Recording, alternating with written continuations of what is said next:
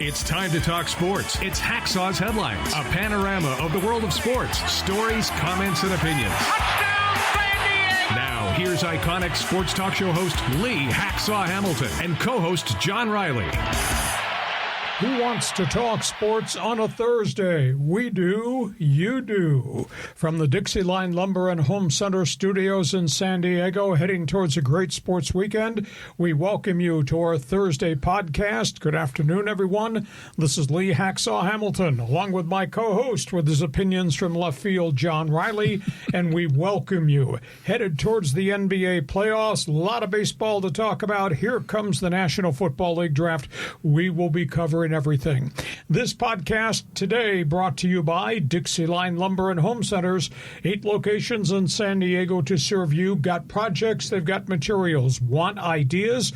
They can be your best friend and consultant. Go to DIXIELINE.com to see all the things they have to offer. And by Our Lads Draft Guide. The NFL draft is just around the corner.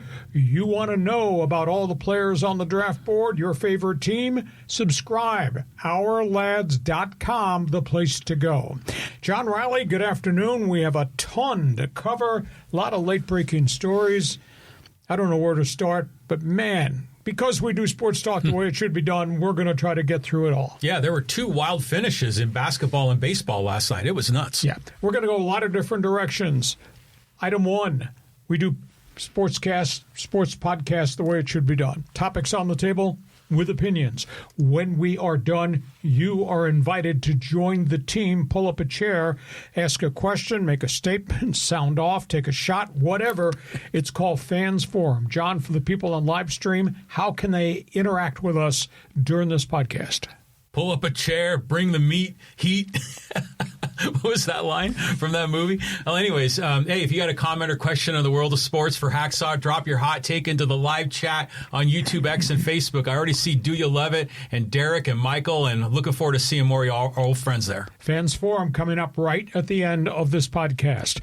Reminder, I write about sports every day of the week. It's on the website, LeeHacksawHamilton.com. Have you ever checked it out? It's their first thing in the morning for you, a complete summary of all the big stories in the world of sports. Also, want you to join Hacksaw's Insiders Group, because John and I send out 2 newsletters a day in the world of sports.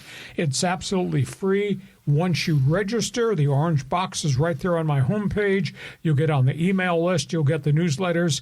Those of you who've signed up, you like it? I think it's pretty impressive. Do that, Hacksaw's Insiders Group. Give us a thumbs up. Give us a follow. Give us a 5-star rating on Apple. It helps us grow this podcast a great deal. We're going lots of different directions. Share. Tell everybody what we do Mondays and Thursdays at 1:30. Subscribe. When you subscribe to the YouTube channel, you will get the alerts every time we put videos up. And between John and I, we put 25 to 30 videos up on the YouTube channel each week. So it's all part of the things that we like to do in social media, and we thank you for being part of what this podcast has become. 4 years in, 10,000-plus subscribers. Thank you. John, where do you want to start? Let's go baseball. I mean, the Padre game last night was nuts. Oh, what an electric night. Let's just talk Padre baseball, Padre headlines. I guess item 1, Jackson Merrill saved the team early, won the game for the team late. That was a hell of a ninth-inning comeback against a battered Seattle Mariner bullpen, and the Padres have a 7-game winning streak. I mean, there's nothing bogus about the way they're playing, and they're starting to hit right now. That was really impressive. And, of course, we have to talk about Sir Smoke, what Mason Miller has accomplished. Mason Miller is now getting recognition across everywhere in Major League Baseball. Since his trade to the Padres, he's now thrown 31 2/3 innings. He's got 65 strikeouts. He's allowed only 2 runs. Just spectacular. Now, bad news. The Nick Pivetta situation, we don't know the depths of it, but we know it's bad. MRI, he refused to initially disclose what was going on, didn't want to talk about the type of pain. Was it in the elbow? Was it in the forearm? Was he going to get a plasma platelet injection or cortisone injection? Did not want to cover any of that. But then Craig Stammen finally enunciated what happened. Strained tendon flexor. Second time it's happened since 2024 for him. Could be 3 weeks, could be 3 months, could be a year if they have to operate. They just don't know. So this is a big setback because he is the ace of the staff. Michael King continues to pitch vintage Michael King. Randy Vasquez, though he had a bad night last night, has pitched solid. But the burning question, can you trust the rest of the rotation if the rest of the rotation has to be the knuckleballer, the 4A pitcher Matt Waldron, the journeyman Griff Canning coming off his own set of injuries, Walker Buehler, and Herman Marquez? They got a huge problem right now. And it's complicated by the fact I just don't realistically think that there's any way for them to go acquire a pitcher at this date, because they'd have to trade somebody of significance to get a decent pitcher. Secondly, would ownership allow them to take on more salary, which means more luxury tax money? This is all a complex mosaic. Meanwhile, the New York Times has just reported the sale of the Padres could be completed by next week. There could be paper signed to one of the 4 syndicates is bidding on the franchise. I'm led to believe the Friedkin Group out of Houston might have the inside track over the owner of the Golden State Warriors, over the group from Miami, or the later rival group from the Detroit Tigers. But it has to be voted on by Major League Baseball. That's not going to happen next week. Even if the papers are signed, the takeover still has to be voted on. So that's where we are. Red-hot team, starting to play really passionate baseball.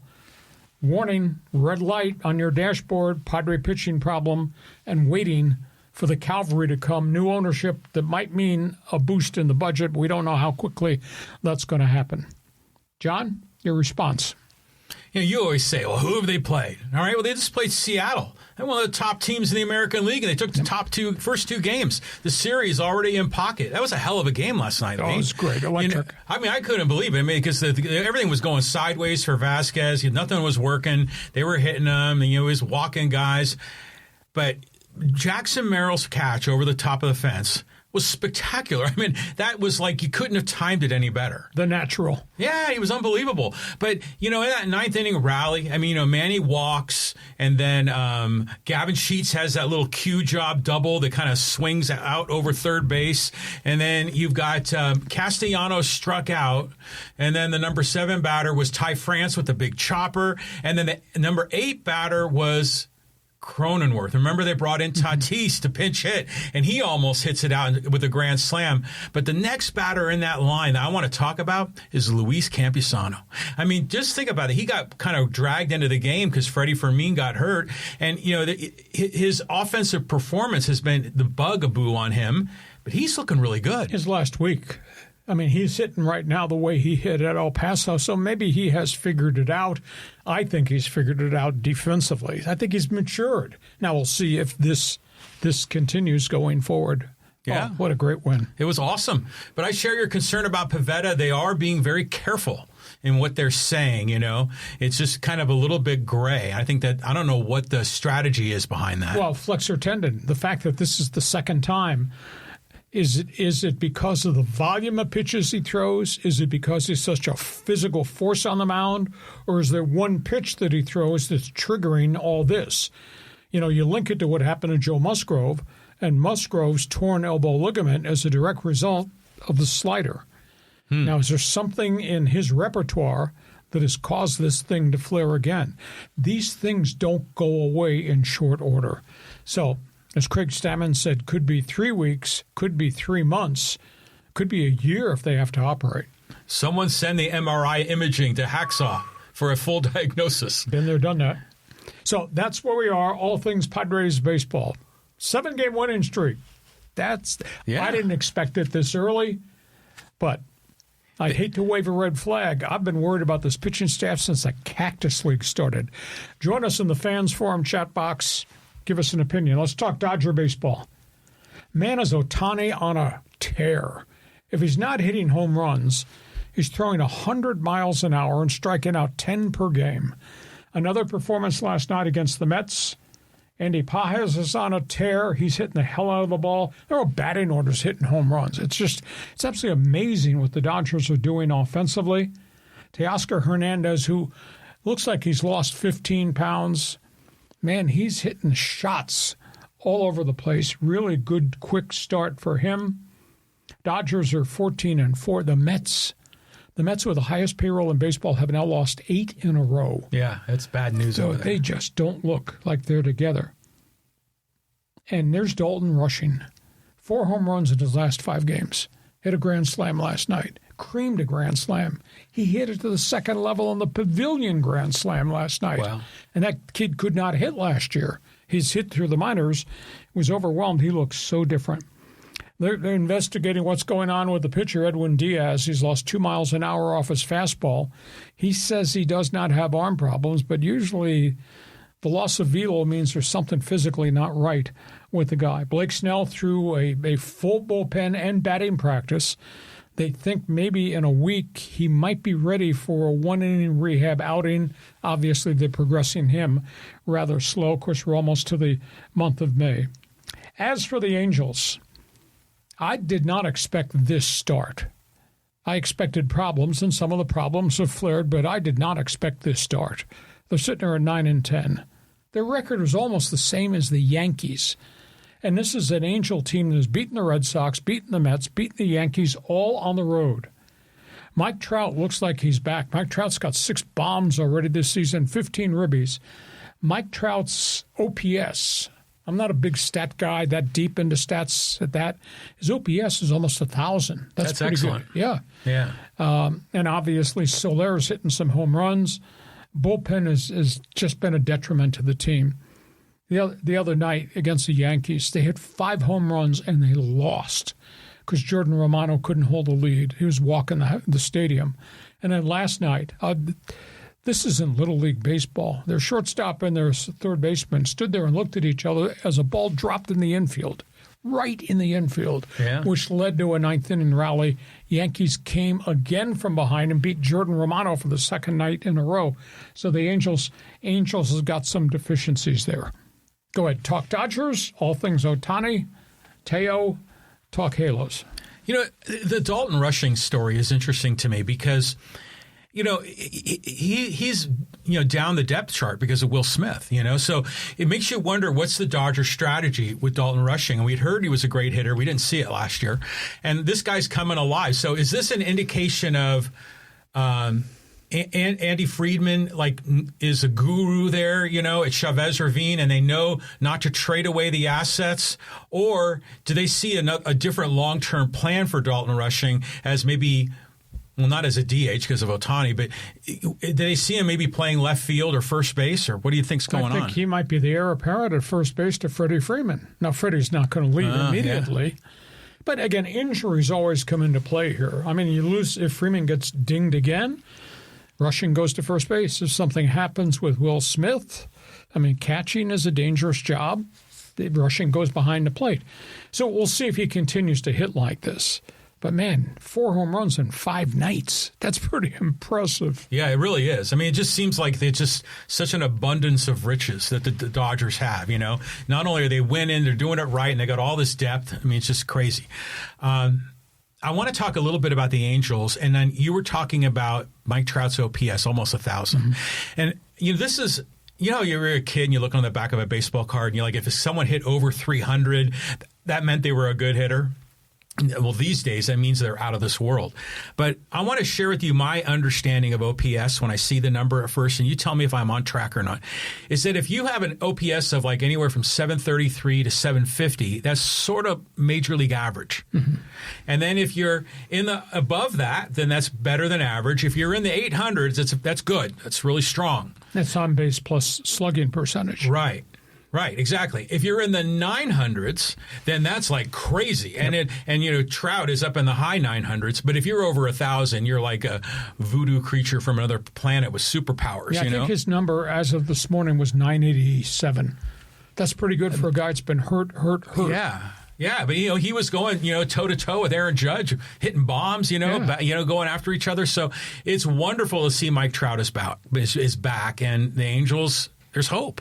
Well, They got 9 wins. I didn't expect them to get 9 wins when I first looked at that schedule and looked at their pitching staff. But they're not complete. They still got issues. By the way, Padres go play the Angels Friday night.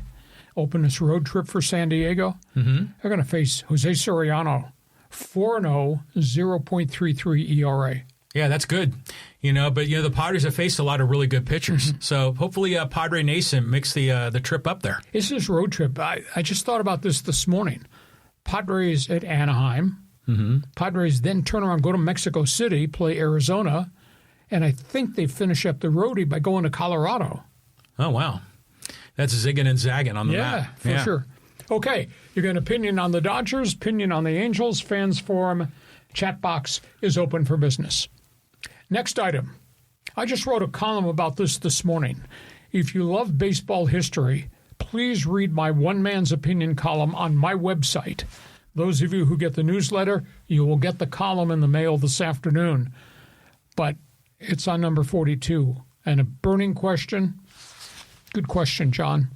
What does Jackie Robinson mean? Everybody wore number 42 last night in honor of him, the player. In honor of him, the person. History. Broke the color barrier in 1947. Starred into the mid-50s. Now, did not get to the major leagues till he was 28 years of age.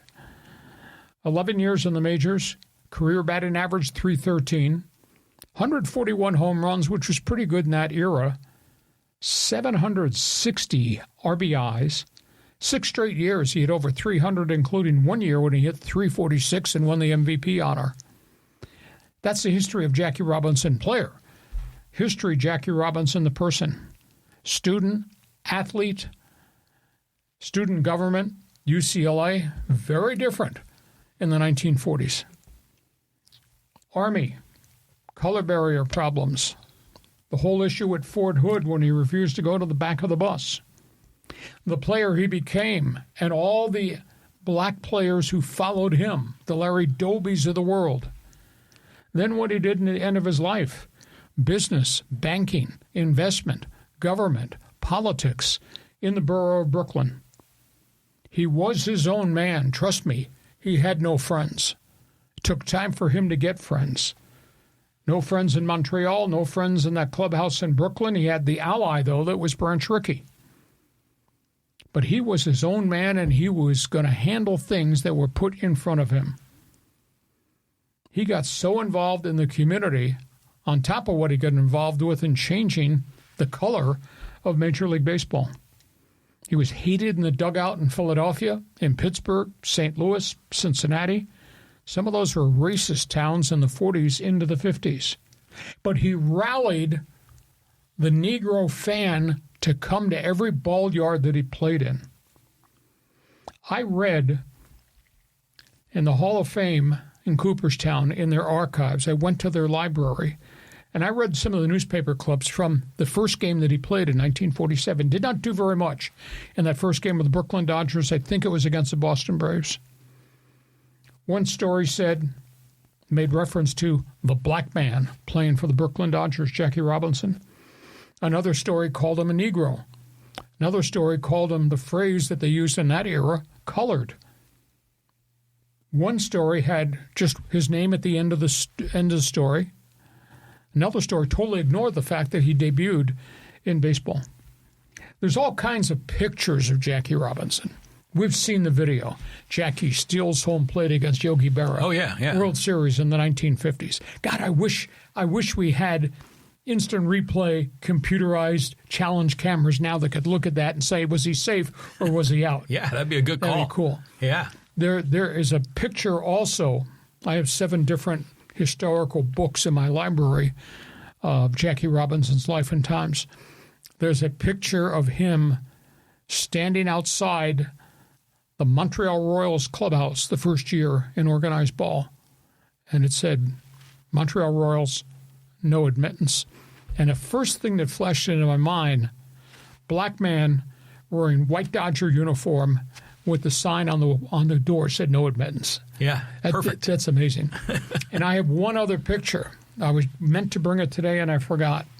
It comes from the 1950s, Jackie in Brooklyn playing the Phillies. Got him in a rundown on the third base line between third and home. Mm-hmm. There's 5 Philly guys blocking the baseline, and there's Jackie in the middle. And I thought, against the odds, how does Jackie beat this? And then it dawned on me, Jackie's always beaten the odds. Yeah, I mean, against him. Yeah, that picture tells a lot of different stories. If I find it, I'll bring it in and we'll flash it up here for the fans. But at the end of the day, spectacular man, spectacular person. Did he have shortcomings? Yes. What he put up with is unbelievable. And one of the titles of one of the books in my library, I never had it made. So Jackie Robinson is more than just base hits and stolen bases in the 1950s for the Brooklyn Dodgers. It's what he did, and the doors he opened for so many more people.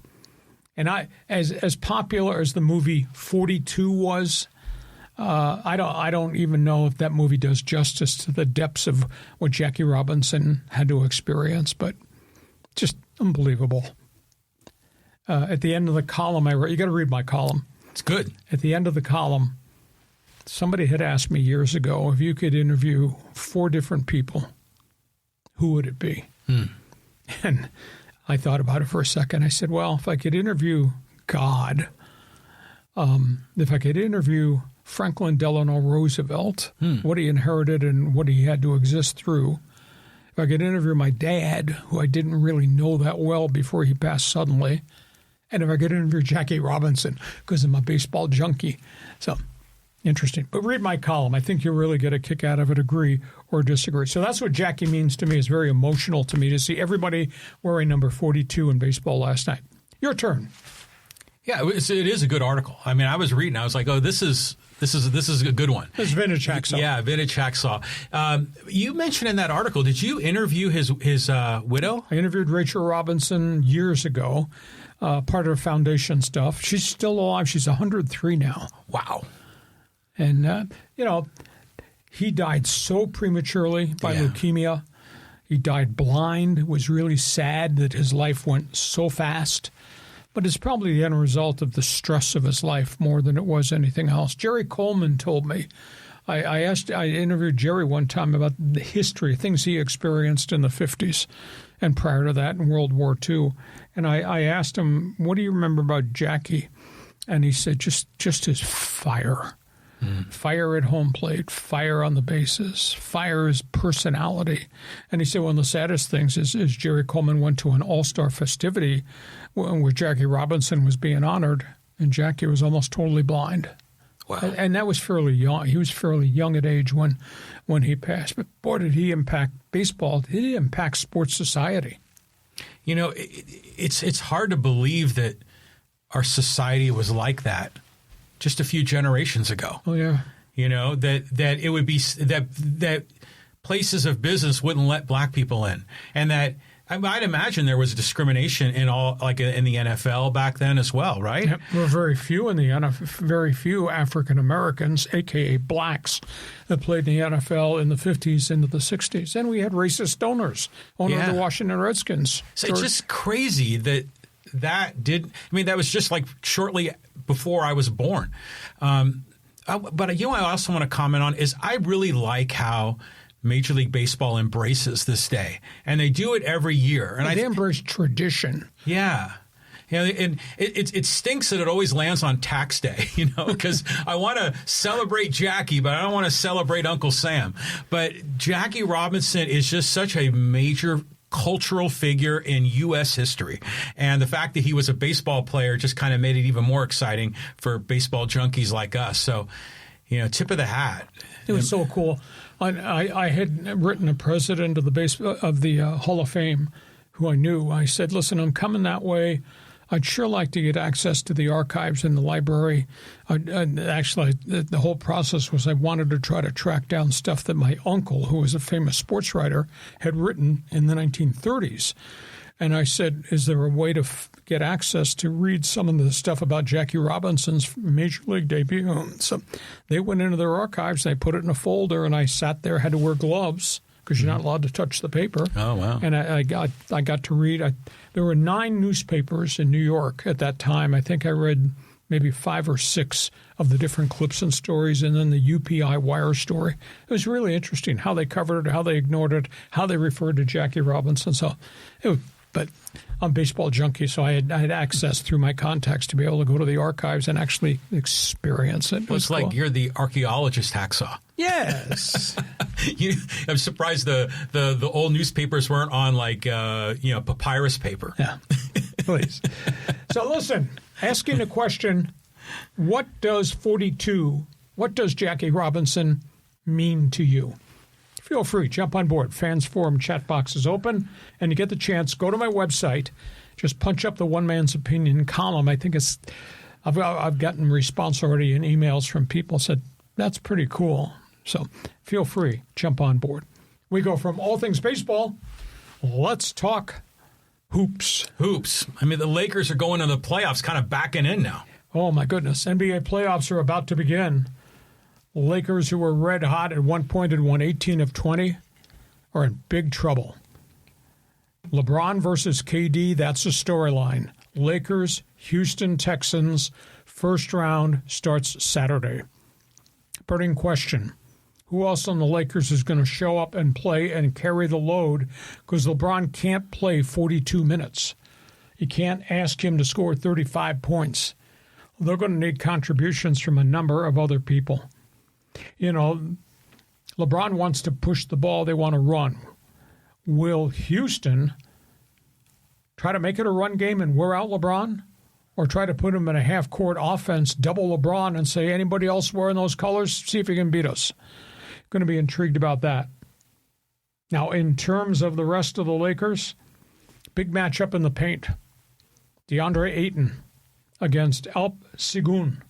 Sengun's averaging 20-plus points and 12 rebounds a game. He's talking about unsung hero. It's a pretty good basketball player. And which Ayton shows up. Amazing quotes. Ayton at practice yesterday was asked about his very much up and down season. And he says, forget the past. Saturday is mano a mano.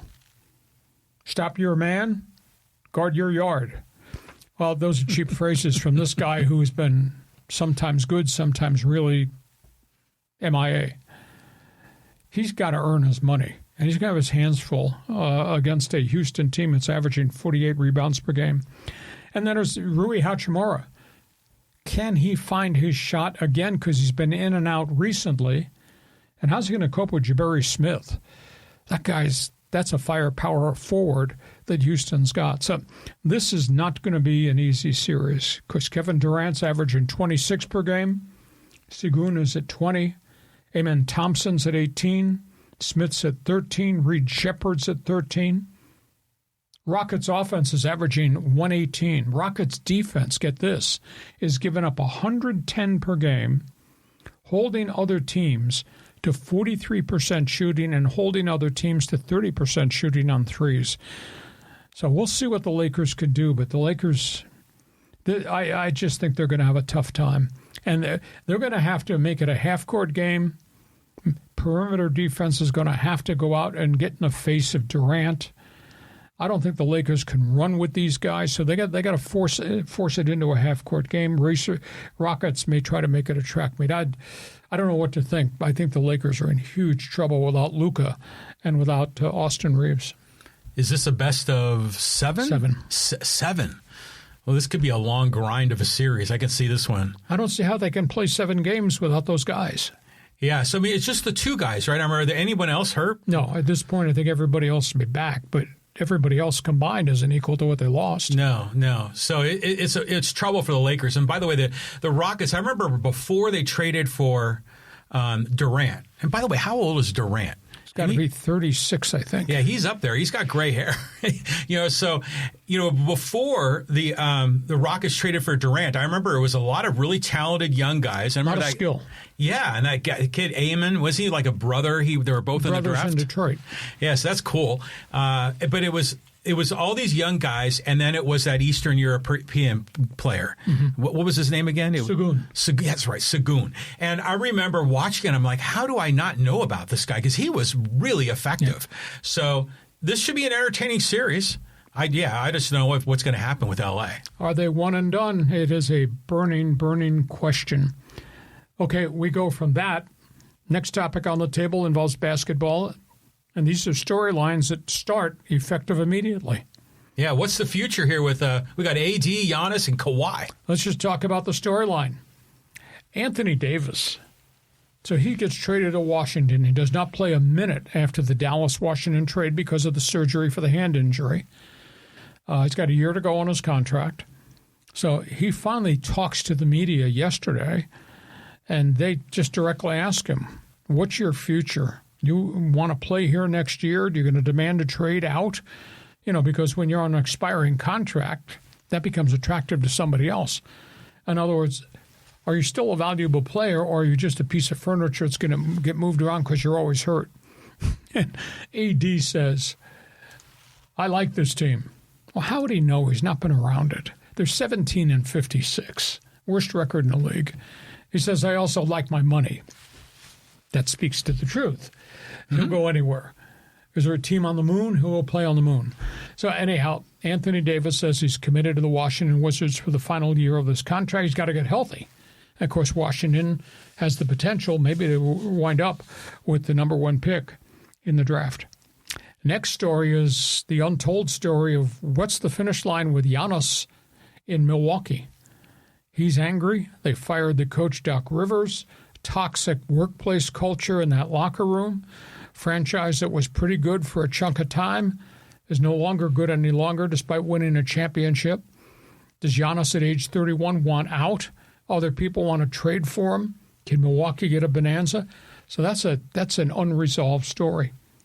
And the third one is Kawhi Leonard. Clippers got knocked out of the playoffs last night. He disappeared, totally disappeared. 2 points in the fourth quarter. And they got beat by Portland. No, Golden State. I'm sorry, Golden State. Yes, I'm sorry. Portland beat Phoenix. Too many teams.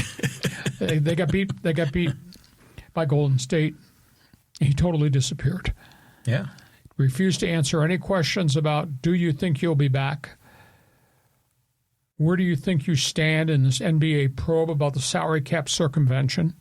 What do you think about the rumors that your contract's going to be voided and you'll be banned from signing with the Clippers? He says, I know nothing about this. I'm innocent. I'm clear. Okay, so I don't know whether he's in denial, whether he's lying. NBA conveniently has not made any decision. Maybe they'll wait till the end of the playoffs. Or maybe they'll wait. Maybe they'll announce whatever they know. It's been going on for 6 months. Now that the Clippers season is over, now out of convenience, they'll make a decision on Kawhi. I am shocked that Steve Ballmer would do anything illegal. But boy, there's so much connect the dots paperwork from people that worked at that company that said, "Oh, this was the train of thought as to why he is going to be a spokesman for the company." Never did any work. So this is pretty ugly. So you want to talk about I love my money? You want to talk about Giannis? I'm tired of this. Or you want to talk about Kawhi? I know nothing. There's nothing wrong with saying I love my money. I mean, seriously, he gets paid very well, and he's been hurt a lot. Oh, yes. And so if you're a fan of the team, you're probably kind of bitter, that we had to trade so much or pay so much of our salary cap to get you. But, the man's entitled to his contract, right? And he shows up to work every day that he can. And so I don't blame him for saying that. I mean, you're not supposed to say that you're in it for the money. I love my money. But he's in it for the money, and it's okay. I mean, if you're making that kind of money, what the heck? Did you watch the game last night, the Clippers and the Warriors? Why would you put play-in games of great interest on Amazon Prime? Yeah, see, I tuned in on Amazon Prime last night because I'm a big Warriors guy back when I was a kid. The video I heard was crappy.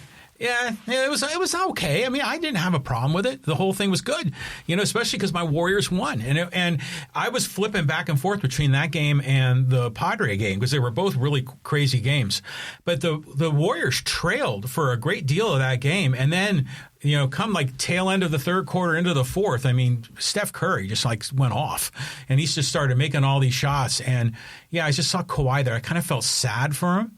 But I think at some point we're going to get the truth about all of this, and we're going to find out if he's suspended or if he's not going to be able to play with the Clippers. But he's going to land somewhere else, and he's going to collect some money too. Well, he's collected a lot of money already. I think the thing that's bothersome if indeed he is found guilty that his uncle asked for all this, demanded this, because the uncle asked the same thing in Toronto, and they said no, and next thing you know, he was traded.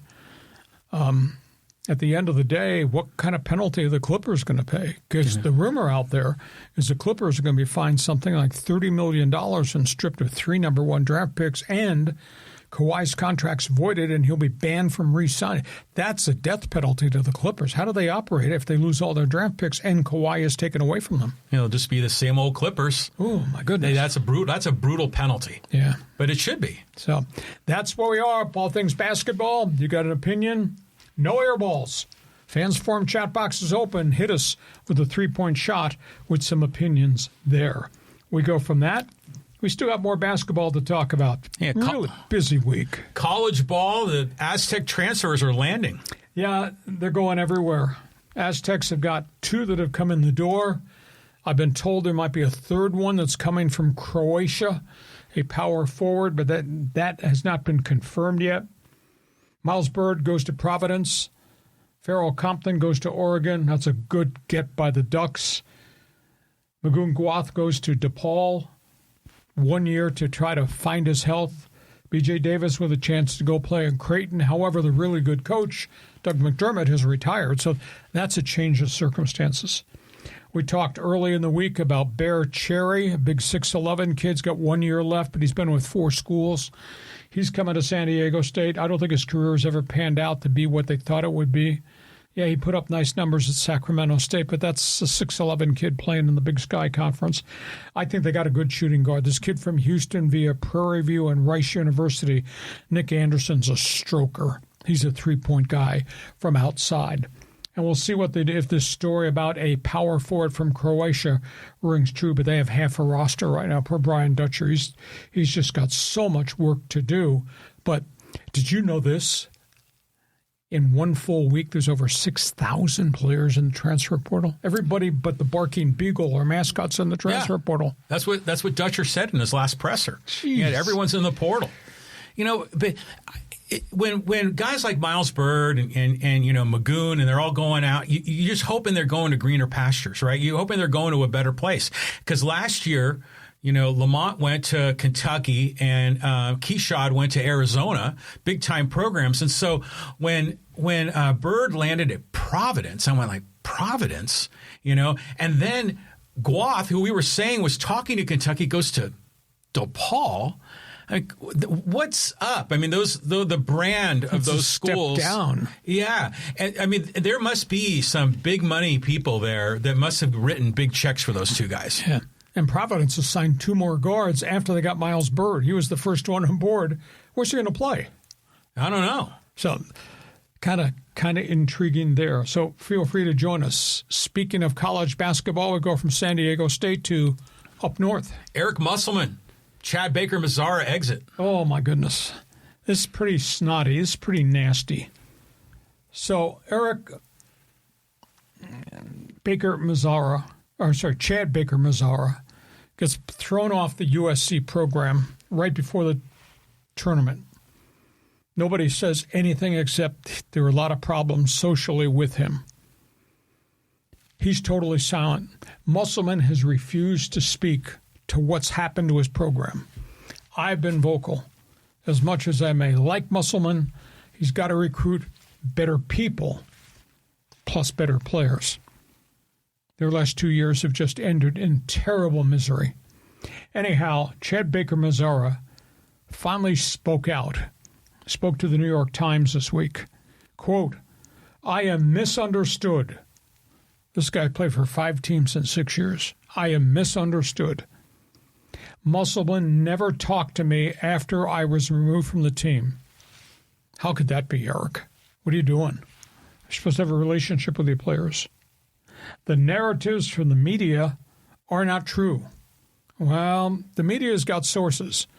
And the media said, you were a problem at Southern Cal, you were a problem at Auburn, you were ordered off the campus at San Diego State because of academic issues. Quote, "My journey, I've been misunderstood. You are what your resume says you are." He says, "I've been learning in life, and I'm learning about learning in life and basketball.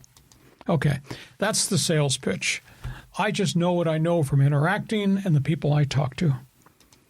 He comes off as selfish, stupid, immature, irresponsible, and he's pissed away all these opportunities. And now he's out of eligibility, and where the hell do you think you're going to land? Can you say Fargo, North Dakota in the NBA G League? Why would you do this to yourself? Talent, yes. Toxic, yes, too. So that's the Mazzarra story. From what he said to what I know to what do you think? Well, I remember when he played for the Aztecs, he was a freshman, and he had a lot of talent, but apparently he wasn't going to class. No, not at all. You know, and so I follow him on X, and he's a pretty entertaining follow, especially when he was at Auburn, and they made that big run. But, you know, clearly there's certain things I think have happened in his past, you know, that it influences how you behave as a young adult. Where's he going to land? I don't know. Is he going to get drafted in the G League? I would imagine he'll probably be playing like in Europe or in South America or something. Hopefully he finds a way to make some money playing the sport he loves. But that kid's got a lot of talent. There's no doubt about it. There's a lot of immaturity, a lot of bad decisions. Yeah, there are. And you can't say, don't blame me. Yeah. I'm a victim. Don't blame me. You've See, been given all these opportunities. Right. That's kind of the whole thing, you know, with CBM. But you're right. Musselman, I like Musselman. I really like Musselman. I remember when he was the coach over in Nevada, and he'd take his shirt off and he'd be thrown around the crowd to get him fired up. He's a fun guy, and he's really intense, and he's a local San Diego guy. So I want him to be successful. But he's got to recruit better people. Yeah, he does. Okay. You got an opinion on the USC situation? Feel free. Jump on board. Last topic before we get to halftime. This was pretty cool to watch. Yeah, we got the WNBA news. Nice headline, fashion and firepower. All those first-round draft picks, were they dressed up? Oh, it was so cool. What, you talk about taking the next step forward from Caitlin Clark and Angel Reese and all that on the floor to this, the presentation of this, that was pretty good. And how about the Dallas Wings with the number 1 pick and getting AZZI FUDD, the guard from UConn, and she joins Paige Beckers. Minnesota got a really good guard. Is not getting as much pub. Maybe she's not the personality, but Olivia Mills from TCU is pretty good. Seattle Storm got a big setter from Spain, Awa Thiam. Washington Mystics, Lauren Betts, UCLA. Chicago Sky, Gabriela Jarquez, the shooting guard, UCLA. By the way, they traded Angel Reese to Atlanta, which was, wow, that was a real surprise deal. Connecticut Sun in free agency, Brittany Griner leaves the Phoenix Mercury and goes to Connecticut. So you talk about big names, all the neon lights, fashion show. Oh, I was very impressed. Yeah, I mean, this is great. I love WNBA is not it's not like a junior version of the NBA. It's like a completely different sport, a whole different persona, and a whole different presentation. And this is part of the reason why I like it. You know, is because you're watching athletes, because I watch athletes on TV all the time. But now they're beautiful young women, and you're like, right on, this is great. You know, and so you see these women, they're making money, talking about money. They're making money doing what they love. What's not to like here? And so, I was surprised that Betts was not number 1 overall. I mean, she looks so dominant in the tournament. Yep. She's good, but AZZI FUDD is a great player, too. Yeah, so I think we're going to learn more about FUDD, kind of a fun name to talk about. Reminds me of our old friend Elmer. No, it does not. Elmer didn't shoot threes like she does. No, but it's good. It's great seeing a lot of really good talent here in the league, and 2 UCLA girls going back to back. That's good. And 5 overall in the draft. All-time record. Good for them. More from UCLA than UConn in any one collective draft. Yeah, that's a hell of a program. Yeah. And dressed to kill. Oh, yeah, of course. Oh, my goodness. What a fashion show that was. Hey, we are at halftime. You got opinions? What topics the first half of our podcast? Jump on board. Podcast brought to you by DIXIELINE Lumber and Home Centers. 8 locations to serve you in San Diego. doors, windows, the tools section. They check off all the boxes. John, take it from there. Talk about the good people at Dixieline. Oh, yeah, the good people at Dixieline. I mean, the tool displays, you always like to talk about the tools, you know. And they have all the big brands here, you know, like Milwaukee and DeWalt and you know, Makita, all the big name brands there. And they do demos, and a lot of times they'll have these guys, these manufacturers of the power tools, come out, and they bring their trailer, and it's called a tool blitz. And they bring all the coolest, newest, you know, circular saws and cordless drills, and they do demonstrations, and there's some really slick, like, new technology that's being built on all these power tools, Lee.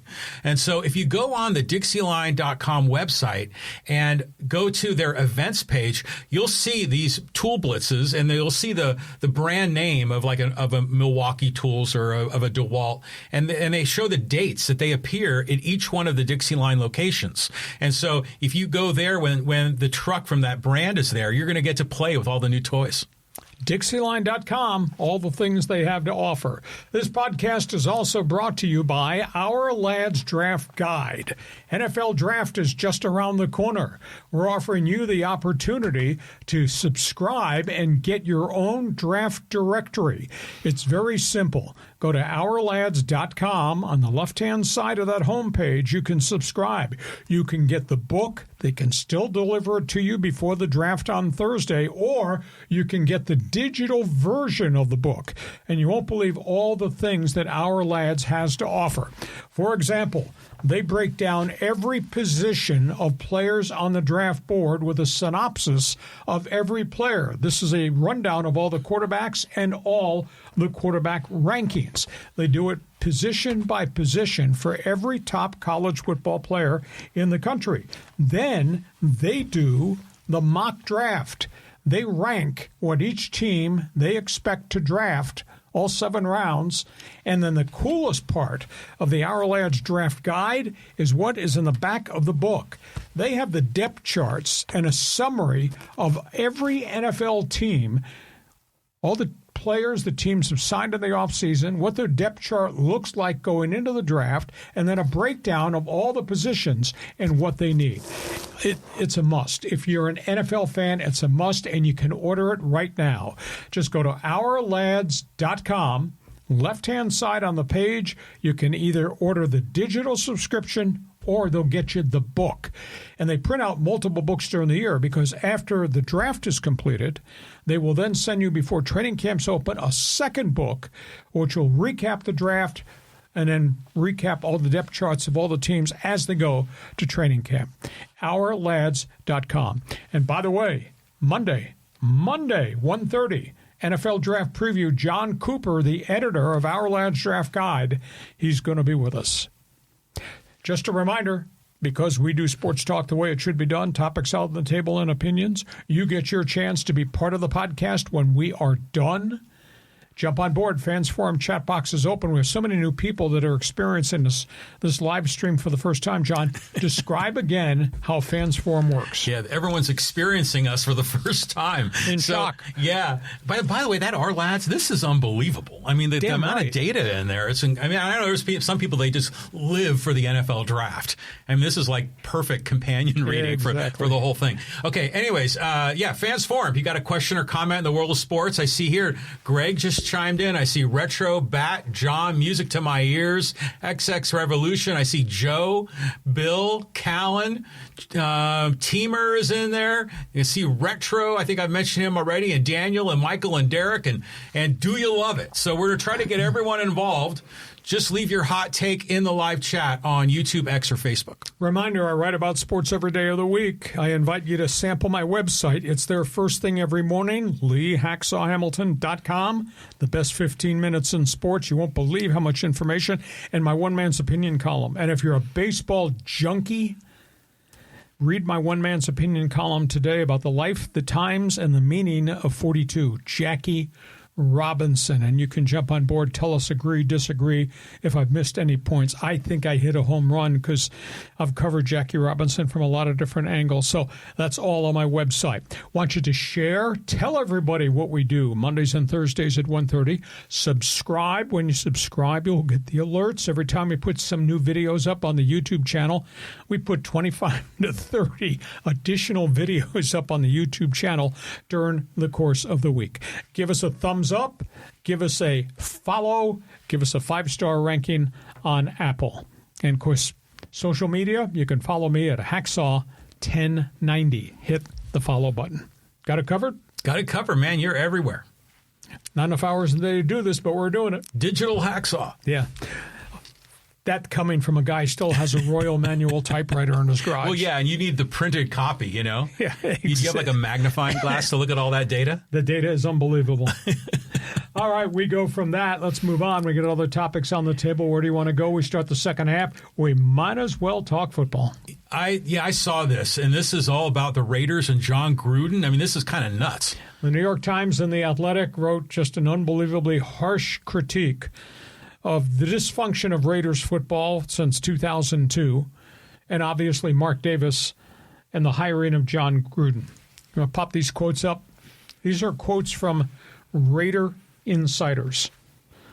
Now remember, and I've told you this story before, the Raiders' composite record since 2002, since Mark Davis took over, is 131 wins and 224 losses. That ain't getting it done. No. That's big-time dysfunction. These are the quotes from people who work within the Raiders and people around the NFL. That Mark Davis has no idea how to run a team. That Mark Davis is just strictly a fan. And you've heard me make the comment, Mark Davis, you're not your dad, Al Davis. But he acts like his dad. And Raider fan buys all that stuff, sucks it up, spends all that money on that crap. Unbelievable. Insider says all these moves he's made over these years, all out of desperation. Says Mark Davis does not respect the role of a true NFL general manager. That's why there's been so much turnover in the front office.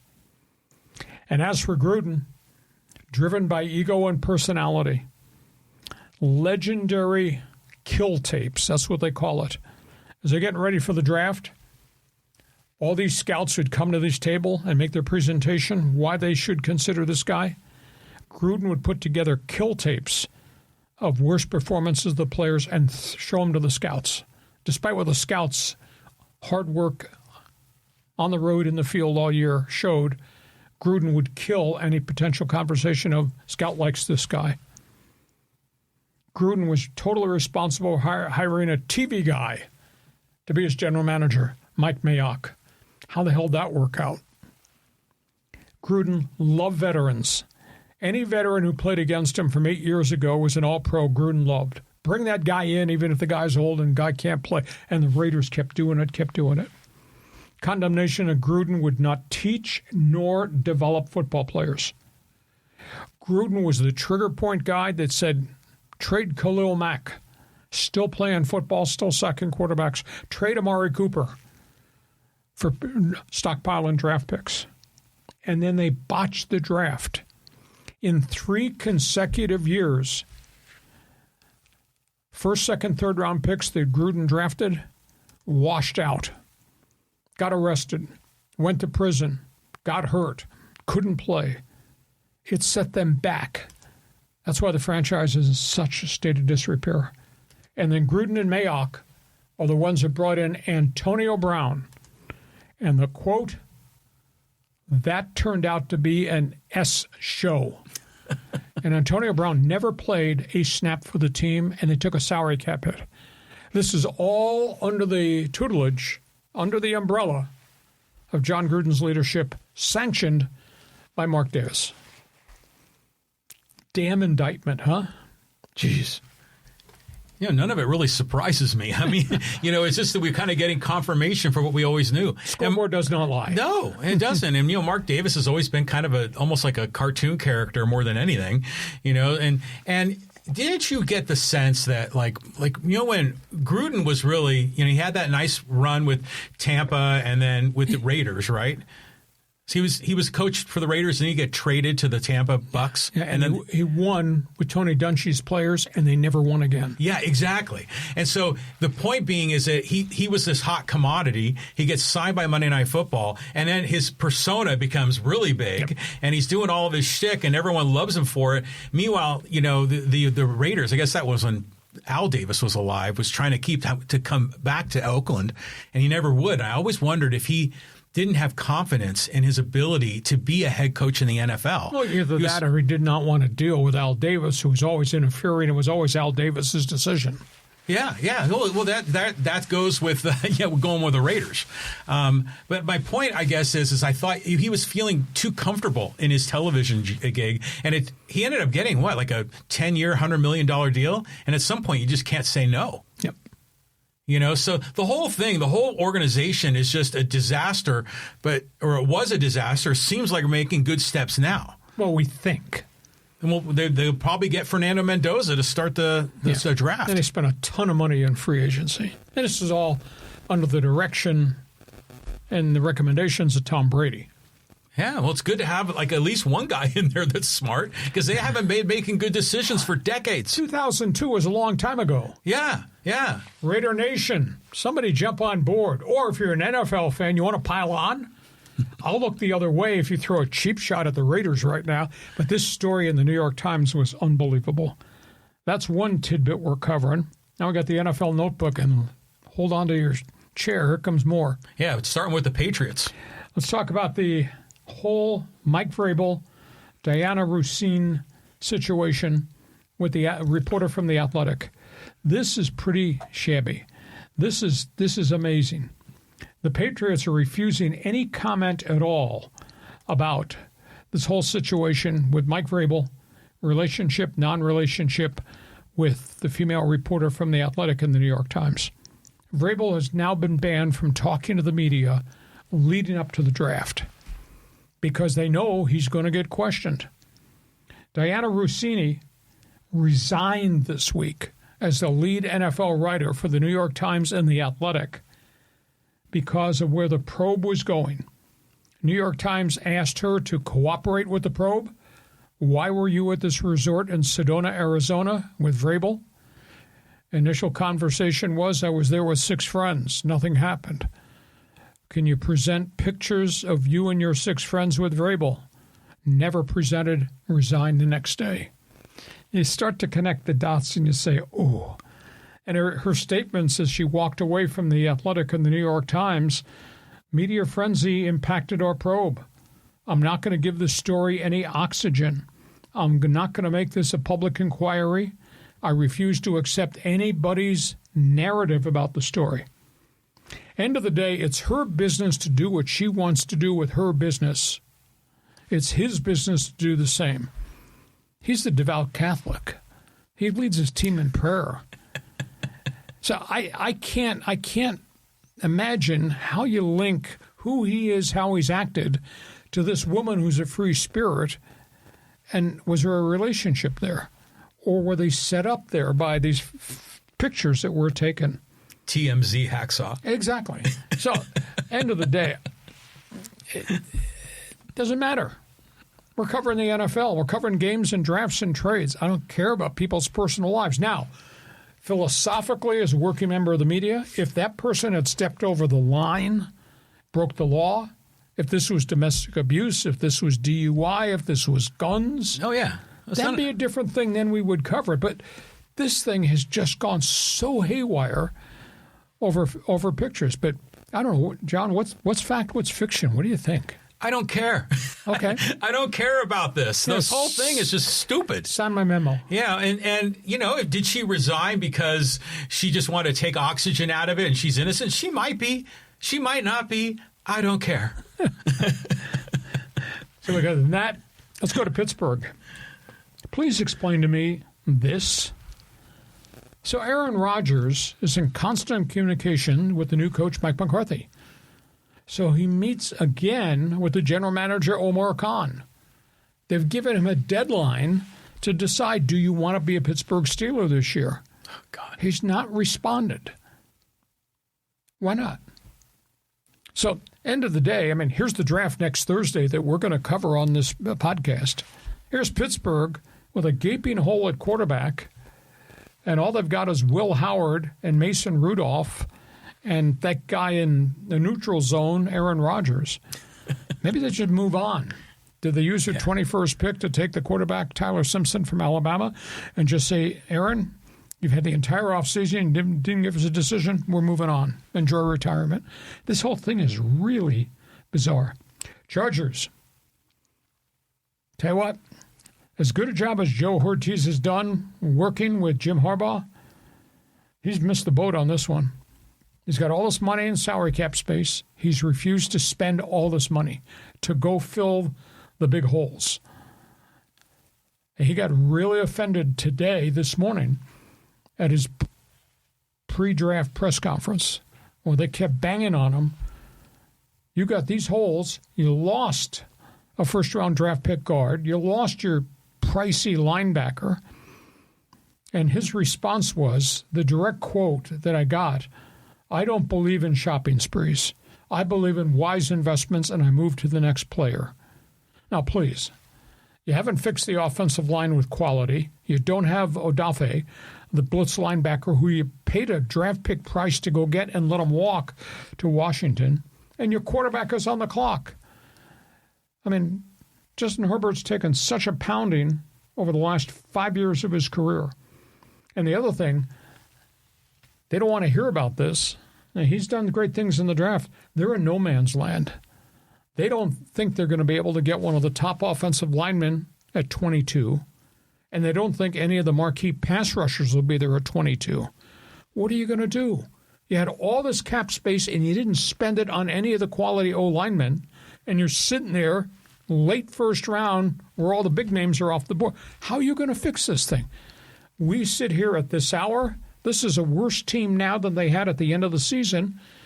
Back-to-back 11-win seasons, have yet to win a playoff. It's a worse team now than the one that finished the season. So I find this one hard. Dallas Cowboys, keep an eye.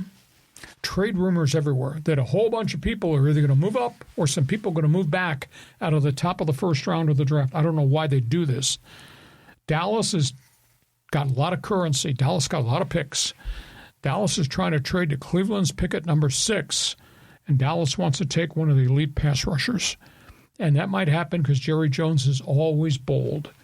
And Washington, they've had a really good offseason, one of the better offseasons in free agency to fix their defense.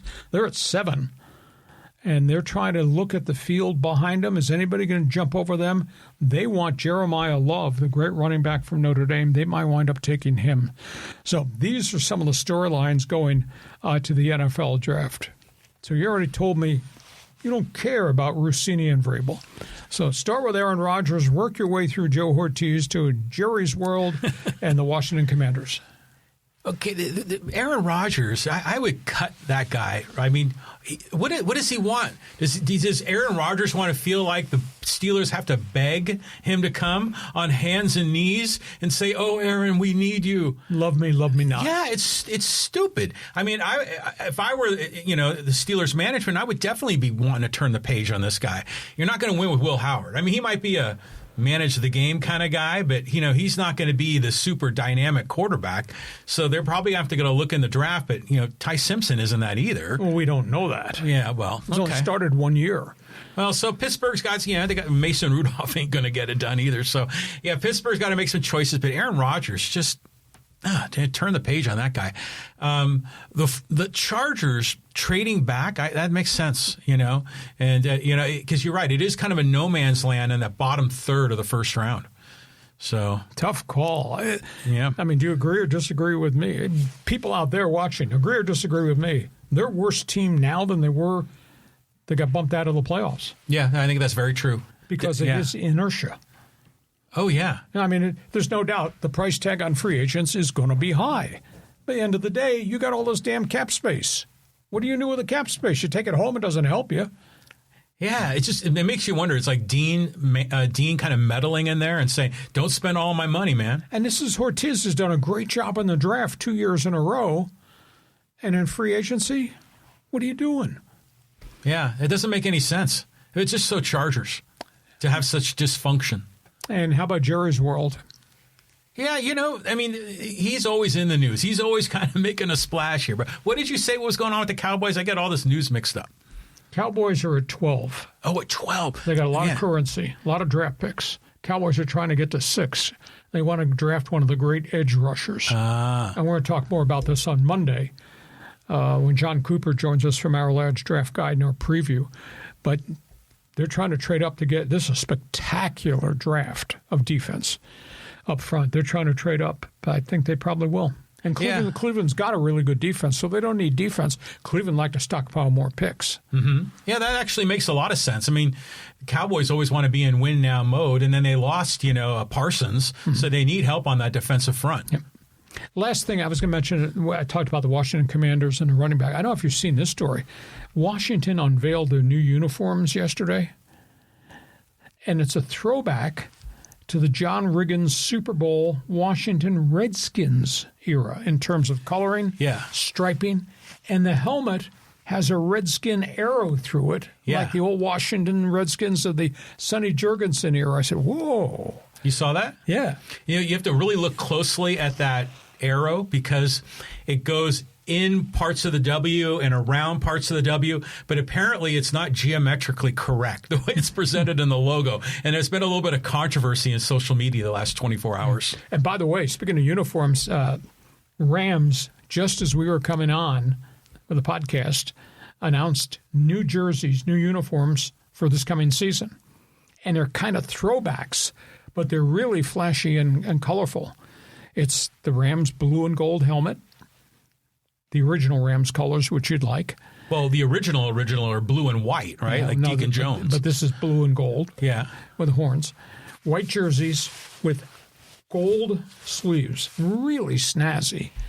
Gold pants. I just wish they'd go back to the Eric Dickerson outfits. Those were awesome. They kind of look the blue on gold kind of looks like that's a. Hey, when you're done lecturing me on how to do this podcast, go look up the new Rams uniforms. Okay. So feel free. Jump on board. Fans Forum chat box is open. Talk about whether you care or not about variable and relationships, etc.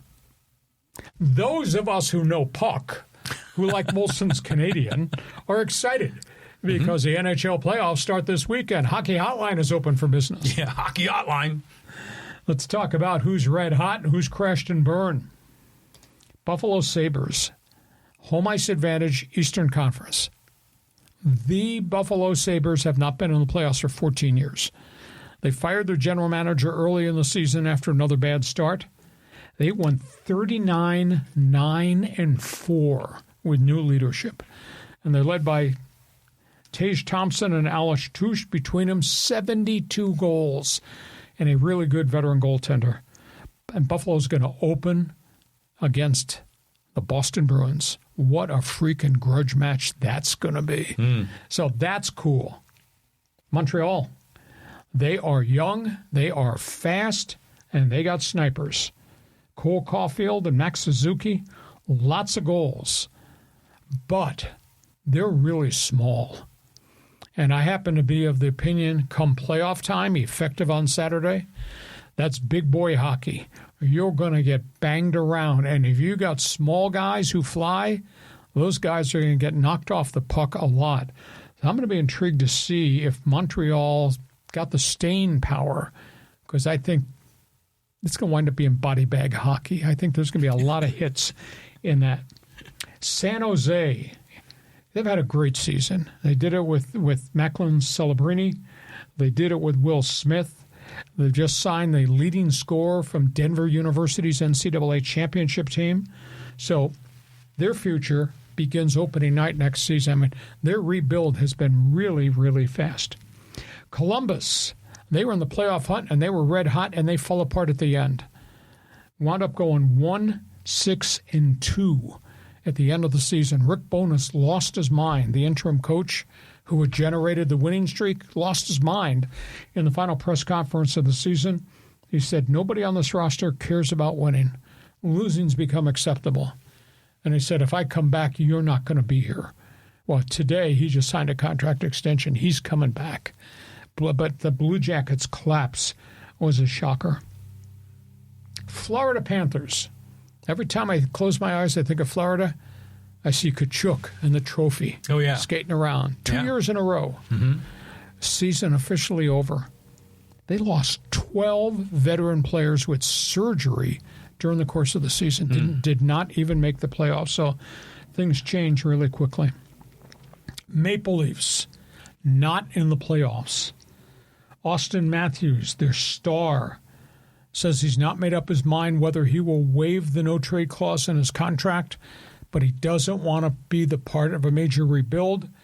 The Leafs have fired their general manager. They may fire Craig Berube pretty quickly before the weekend, and they're going to have to deal with a situation with what they do with their 60-goal scorer, Austin Matthews. The Ducks, they play their final game tonight. They were in first place 2 weeks ago. They're right now borderline fifth place. They're going to be in the playoffs, but they've hit a skid that they can't stop. They've lost 8 of their last 9, and how do you rally back? You go from first place to fifth place in 2 weeks. And by the way, just ahead, if they finish in fifth, first round, Colorado Avalanche. That's one and done right there. Yeah, that's an assignment. Oh, my goodness. And the Kings, man, they got their final game tonight. Somehow, some way, they've won 7 of 8 with limited goal scoring. Kings are in the playoffs. They either finish fourth or they'll finish fifth, depending what the Kings do tonight, what the Ducks do tonight. So that's all things hockey. I love Molson's Canadian.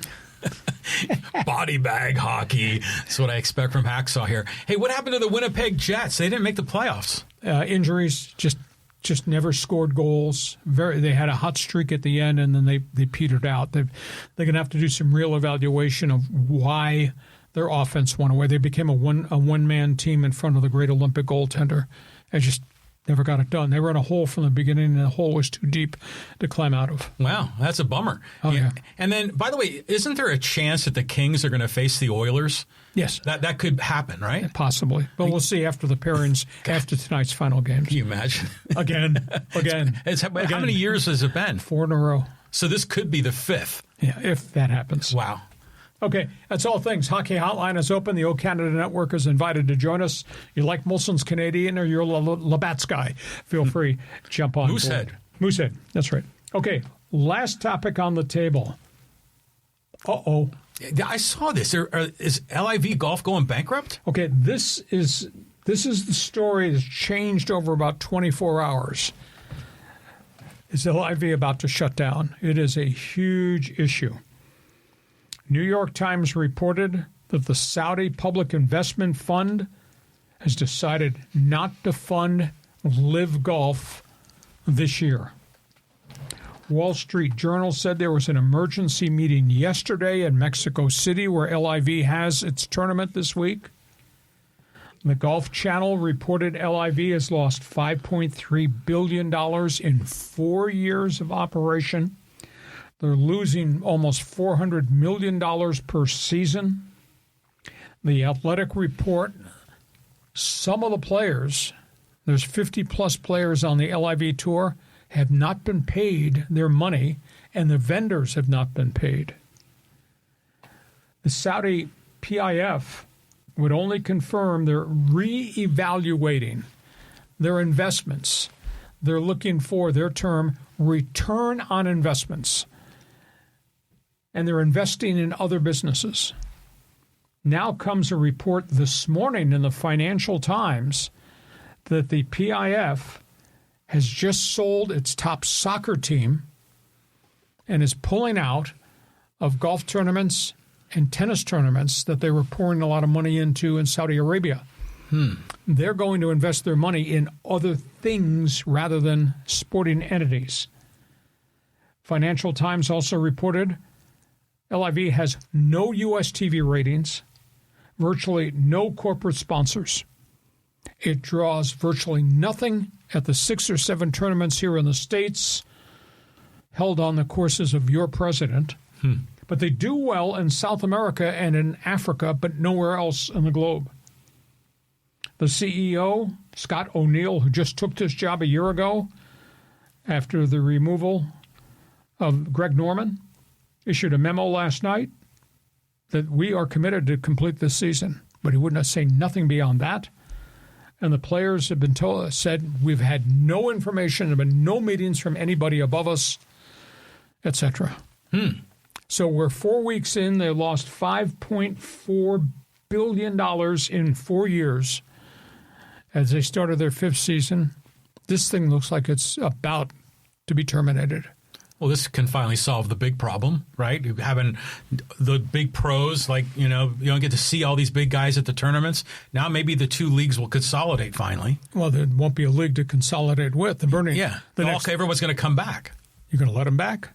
That's a big question. You're going to let Dustin Johnson back? You're going to let Phil Mickelson back? They should. When they voided their tour card, they violated their tour card. They tried to hurt the PGA Tour by luring other guys for paydays. You're going to let them walk back in the door? I don't. Well, they got to maybe pay a fee. Maybe the penalty. They got to bend the knee, but apologize. But you got to let these guys back in. I mean, it's going to make the sport better. I mean, it just will. You get more names in there. Do you think that there's anything to do with this whole Iran conflict, blockade, and all the stuff going on around the Persian Gulf that could be impacting this in any way? I think there's a lot of economics involved, and the global economy has been badly hurt by everything that's happened with Israel, your president, and Iran. Whether Iran should be, whether they should bomb Iran and make it into a parking lot. But the global economy has taken a hit. And the PIF people have just come front and center and told the Shah in Saudi Arabia, return on investment. You have all our money. Where's the return on our investment? I see the red ink. $5.4 billion in losses in 4 years. That could go on. Easy money, $5.4 billion. But the point is, you can lose money a little bit in the beginning, but if you're not showing any trajectory to build this thing and make it profitable, they're going to cut you off. Just absolutely amazing. That's the story on the LIV. You tell us. You're a PGA Tour fan. You're a golf fan. Anybody watch LIV? Anybody care about LIV? Would you let these guys back in? The guys that violated their card, tried to hurt the PGA Tour? Feel free. Join us. Fans Forum chat box is open. We are going to the Fans Forum in a minute. Podcast brought to you by DIXIELINE Lumber and Home Centers. 8 locations to serve you. Got projects, they got materials. Just recommend go to DIXIELINE.com to see all the things they have to offer. And by Our Lads Draft Guide. Here comes the National Football League Draft. If you're a football fan, a football junkie, you need to add this to your library. Just go to OurLads.com. On the left-hand side of the homepage, you can subscribe. You can get the book. Still time for you to subscribe and get it delivered overnight. Or you can get the digital version. Just absolutely amazing. Guarantee you'll get this. You won't do anything but read all things NFL, Our Lads Draft Guide. And a reminder, Monday, our NFL Draft Preview, John Cooper, the senior editor of Our Lads, he is going to be with us. John, I'm ready for Fans Forum. I bet there's a few people with opinions. Yeah, here we go. All right, let's go here to music to my ears. Talking about Live Golf. Here we go with more Live. Hey, rumors are that LIV is shutting down after this year. Also, rumors of people boycotting the World Cup because of the clown. I think he probably means Trump. Ticket prices for sporting events are ridiculous. It's egregious. It's egregious what's happening in the World Cup. Music, that's the big issue. And FIFA is just walking around strutting as if we can do whatever we want to do, and that includes charging obscene ticket prices. They had the early sales where the whole globe went in and said, I want this ticket, and I'm committing this amount of money to buy this ticket without knowing where the seats are. And then FIFA came back within the last 2 weeks, changed the structure of the way the seats are being sold, and created new inventory at even higher prices. So the people that thought they were going to get these marquee seats might be sitting up here or sitting in a corner of the stadium. Oh, it's just the rage across the globe. But this is FIFA. FIFA's like your president. I can do anything I want. They're trying to do it. And by the way, FIFA just announced this morning, track with me on this, Iran will play in the World Cup, and Iran will play in the U.S. stadiums in L.A. and Seattle, not in Mexico. Good. And how ugly is that going to be? There's a lot of, talking about ugly. Okay, first of all, FIFA trying to get maximum dollar for each of their tickets. Yeah, I don't blame them. I mean, they got a limited inventory. There's no God-given right to be able to go to a World Cup game for $10. They're going to charge a high price and try to sell it out. But this is a global event, and with everything that's going on in the world, it's going to make people uncomfortable to come to America to fill those stadiums, especially at those prices. I mean, could we see World Cup stadiums that are like half empty? I think so. Because the World Club Cup that they had a summer ago, empty stadiums, lots of places. Yeah, but that was not like a real World Cup. So it's a lot of those club teams are more popular in Europe. Right. The key is the World Cup and how that goes. But there's a lot of things going on. I mean, this talks a little bit about the Ticketmaster situation and prices are, to get into concerts and sporting events has just been nuts. So, I don't know. I think LIV needs to be shut down, though. I mean, if they can't pay the bills, let's just bring the boys home. They can pay it. They don't want to pay it anymore because they see no light at the end of the tunnel. Right, exactly. So let's all kiss and make up. Let's rebuild the PGA. Get Bryson DeChambeau out there. Yeah, why not? Have to pay a price. Got to pay a price. No entry fee. Yeah, but it's not like they need to be blacklisted and, let's welcome them back. It's like we just talked about Jackie Robinson. Let's bring people together. Okay, interesting. Hey, thanks for joining us. That's a long answer to a very pointed, right-on quality question. Go ahead. Okay, let's keep on going here. I'll go to Daniel. Hey, good afternoon, boys. Good to see Hacksaw representing the Lakers today. How far will they get in the playoffs? I hate to use the words one and done, but you tell me who is going to step up and represent aside from LeBron, because I just don't see them athletically having enough to compete with the firepower that Houston's got. They played so well during that stretch of time, but that's with Luka doing what Luka does best, which is put it on the floor and get to the basket and hit shots from everywhere, and Austin Reeves being Austin Reeves. LeBron can't play 42 minutes a night without having a flare-up. And, now we're talking about you playing every other night. And if there's any injury, he's out. I think it's one and done. It's just a stroke of bad luck. Now, we're still in the play-in game tournament, right? Yeah, there'll be 2 more play-in games on Friday night, and then everybody else starts on Saturday. Okay, so the Houston-LA will be starting on Saturday. Yes, that's the first round of their series. Yeah.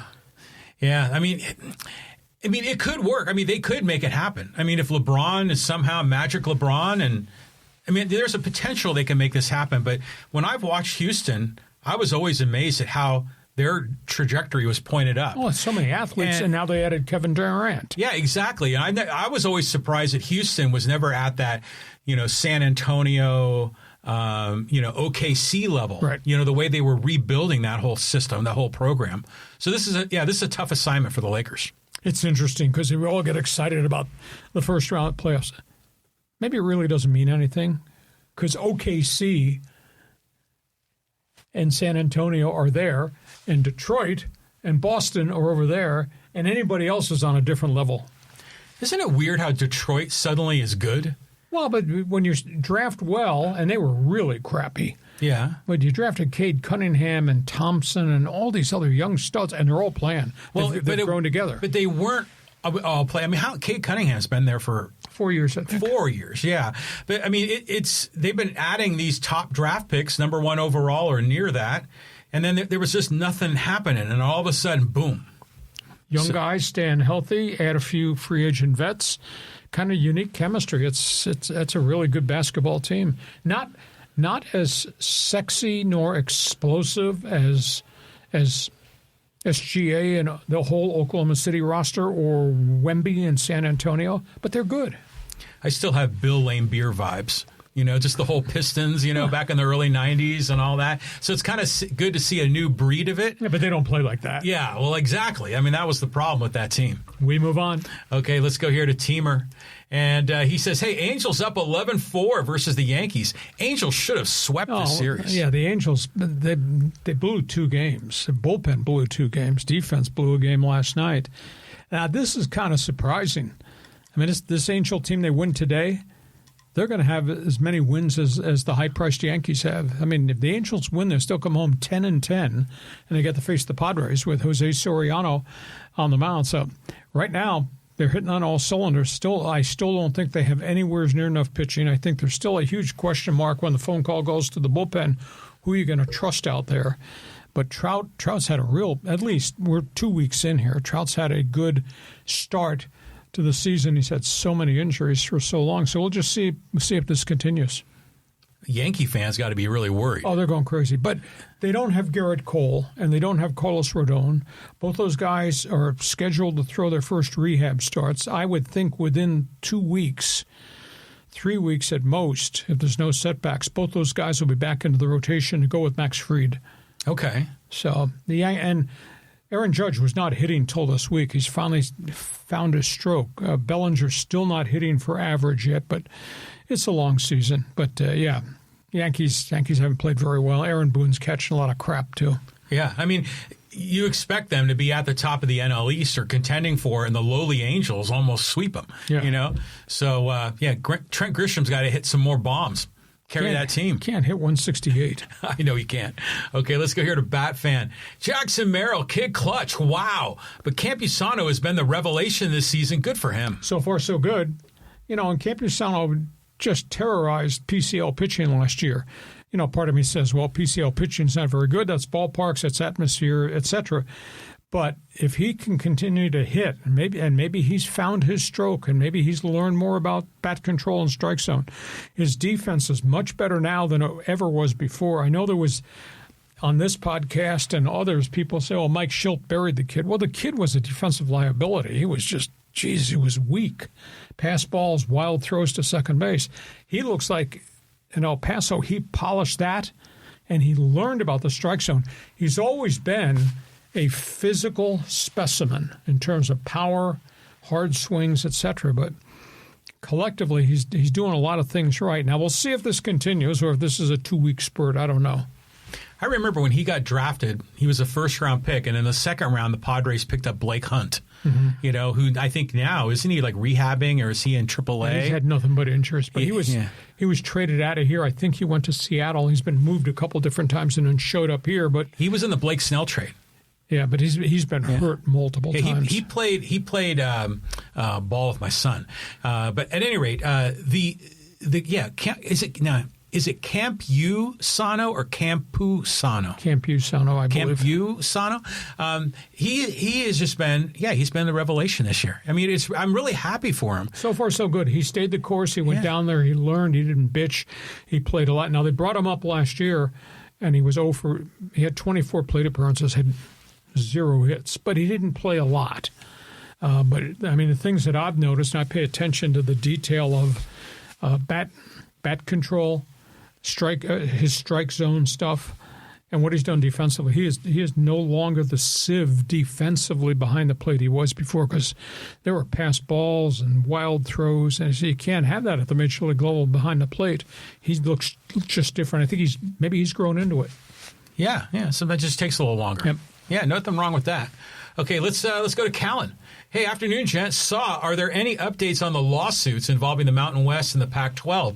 It's been way too quiet on the realignment home front, especially with UC Santa Barbara heading to the WCC. I just think the lawyers are making a lot of money. There's all kinds of motions. The poaching fee issue is one. The exit fee issue is another. The schools that are leaving are not going to get their NCAA basketball unit money back. San Diego State, all the times you go to the NCAA tournament, you get basketball units, which is your bonus for being in the tournament. Every round you go, the units get bigger and bigger. All that money goes into the conference. Well, as part of the exit fee, in addition to the $18 million they had to pay, they were forced to leave their NCAA basketball units behind to be shared by New Mexico and Wyoming and all that. So they're not going to get that back. But the poaching fee thing is still out there, and is all kinds of motions about throw this out of court. Can we have a special hearing on this thing? This is going to go on forever. It goes on forever. The only ones who are making money are the lawyers. Now, has conference realignment ever been this messy in history? From a litigation standpoint, no. This Mountain West Pac-12 litigation is really messy. The others, when USC and UCLA left and the Arizona schools vacated and Colorado and Utah, they were free to exit. Their terms in the Pac-12 had expired, and the Pac-12 just kind of dissolved. Yeah, I just remember the Pac-8 was a thing for a pretty long period of time, and then they made it a Pac-10, and the Big Ten was, generally speaking, wasn't adding and subtracting teams. It just seems like that's happening more. The business model they have is a thing called deed of grants. And you sign a deed of grant to be a member of the conference for so many years. And the deed of grant gives the conference the approval to negotiate massive media contracts. But you have to stay in a conference for whatever the number of years is. Well, all those contracts are coming up. And that's when the Pac-12 could not come up with a mega TV contract. And that's when suddenly the Big Ten and the SEC and the Big 12 got bigger and bigger TV media deals and were able to offer and lure them. But Cal and Stanford and Bruins, Trojans, Beavers, Huskies, they couldn't leave until their deed of grant, I think it was called, expired. And they expired. They didn't like what the Pac-12 was offering, left. Well, that makes sense because like a broadcast partner like CBS is probably thinking, okay, I'm counting on UCLA to be in this Pac-12, and that was part of the deal, to spend the money for the broadcasting rights. So very complicated, as you would say. This more messy than any of the others. Now, in the Atlantic Coast Conference, I'll just give you a prime example, it got kind of tense because as everybody was raking in money and all these other deals, Florida State and Clemson, which were the marquee football programs, said, we're not getting enough. We want to change the deed of grant. And that almost wound up in a lawsuit. But the ACC voted for everybody in the conference. It changed the structure. If your football program does really well, you get bonus money on top of the TV revenue. So Clemson and Florida State said, okay, we'll do that. But that's for everybody. That's Wake Forest. That's for Virginia. If you have a phenomenal year in college football, you're going to get bonus money on top of what the TV contract is getting you, regardless of which school in the ACC you are. This is such a strange way to do business, isn't it?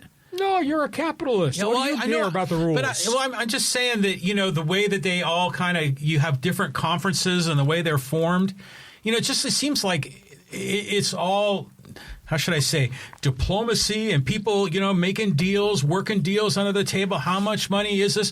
Whereas you look at sports like outside of that don't involve college sports, like the Major League Baseball. There's a structure, to Major League, AAA, AA, Single A. But college sports it's volatile. Well, I recall having talked to somebody at Ohio State. Historically, Big Ten. We all know history. All of a sudden, rumors. Gee, we might take Penn State. Or we might want Nebraska. Maryland? And the guy at Ohio State told me, why would we want them to take a bigger piece of our pie?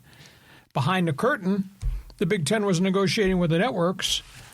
If we brought in more schools, the pie get bigger? Hell yes. It should, yeah. So then they come back to Ohio State and Michigan and say, if we bring in Penn State, if we bring in Nebraska, and then it got totally out of control because everybody else was coming in. But the pie got bigger and bigger and bigger, and there's more money. Yeah. That's why it happened. Yeah, I get why it happened. It's just weird, it's just a lot of deal making, It's just not what it used to be. No, it's different. People used to wear bow ties and white shirts to work, and now they just wear jeans and look like you and me. Okay. All right, let's keep going. Let's go to retro. Hey, I'm not surprised about the Dodgers and Padres, but 3 weeks into the season, the Angels have stayed away from the injured list, and while the bullpen is a work in progress, they do have a great rotation. 10 wins. If they bang the Yankees, man, I can't believe what the tabloid papers are going to say in New York about the Yankees losing. They'd wind up splitting a 4-game series to the Angels and then had to come from behind to win the other two and were gifted the other two by the bad Halo bullpen. But nice start. But at the end of the day, Retro, it's 162 games. I just don't know the Angels have enough pitching to hold up. Only time will tell. We'll just see. But this 10-10 and the Padres coming into town for Friday, Saturday, Sunday, that's going to be fun to watch. I was looking at some of the early season statistics, and Taylor Ward's actually hitting pretty well for Baltimore. Mm-hmm. So I wonder, the Angels fans are probably still bitter about that deal. But he only hit 230 last year here. Hit home runs, hit 38 bombs, but the team had a lousy season. So, but again, we haven't seen Grayson Rodriguez yet. He's about, we think, to make his first rehab start in Salt Lake City. Well, but who knows how far he is. And, the Angels have done this without Rodriguez and without Alex Manoah, which is kind of surprising. Yeah, it is. But, they've done it, obviously, with Soriano's just had a spectacular start to the season. And Reed Detmers has pitched better back in the rotation this year than, I think he's only had one crummy outing. So we had a long way to go. I want to learn more about Kurt Suzuki, and kind of how he conducts business. And I'm hoping that he's a big part of the reason why the Angels are doing better than we expect. You see the video last night? The shortstop, third baseman looking at each other as the ball No, I didn't see that one. Falls between them that led to the ninth inning rally that killed him. Suzuki loses marbles. Well, yeah, that would drive you nuts. Okay, good to have you on board, Retro. Let's go to John. Hey, Lee, an idea crossed my mind. Why don't you run for governor back home? You'd be a hell of a lot better choice than Porter, Hilton, Bianco, or that billionaire. What do you say? I think I'll pass on that. I have opinions, but they wouldn't go down well in politics, etc. I have opinions that don't go well, very well in this podcast sometimes too. But I've found my space. Yeah, you have a lot to say politically, but you just don't talk about it much. I do talk about it occasionally, and then I take a lot of heat because of what I say because of your president. Yeah, okay, let's keep going. Let's go to Bill. Hey, in civil practice, I tried race discrimination cases. 42 means everything to me, Lee. How any human being could dislike another based on skin color has always sickened me. Great column, Lee. 5 stars. Well, thank you very much. And again, if you've not read my One Man's Opinion column, it's on my website. Check it out or, subscribe. Become part of Hacksaw's Insiders Group. Then you'll get the emails because we send out 2 emails a day to everybody that's on the Insiders Group. I thought about this when I was writing the column. What was it like for a black to come home from World War II? And again, my whole family served in World War II. Father, uncles, etc. Think about this. African Americans, or in those days, coloreds, served in the Army, served in the Marines, served on the fighting front, served in support, served on Guadalcanal, got killed for the purpose to protect America. And they come home to the same racism that they left in 1941, 42. And that racism really went on late 40s into the 50s, up until the point of the Civil Rights Act, maybe, in 1964, but even beyond that. I mean, because we have Selma, Alabama. Right. So just think about that, about being a person of color, fighting for your country, dying for your country, and coming home to the same crap that existed in your country, too. I thought about that last night when I was writing the Jackie Robinson column. But stood for an unbelievable amount of stuff, more than just base hits and stolen bases and changing the game for the Brooklyn Dodgers. Yeah, it's just crazy that something like that happened then, not that long ago, that people were discriminated like that. But you know what this made me think about, because you're talking about the going to the war and everything. You know who I really, really admire is Muhammad Ali. And the way that he stood up against the Vietnam draft, he says, the Viet Cong, they don't have a problem with me. They're not trying to kill me. He says, a white man down the street's trying to kill me. And you want me to go to Vietnam and fight with them? I thought he was fantastic. Standing up for, essentially freedom, for liberty. A very American message from Muhammad Ali back then. True. It was simplified, though. But at the end of the day, how am I supposed to feel about that? I got pulled out of graduate school.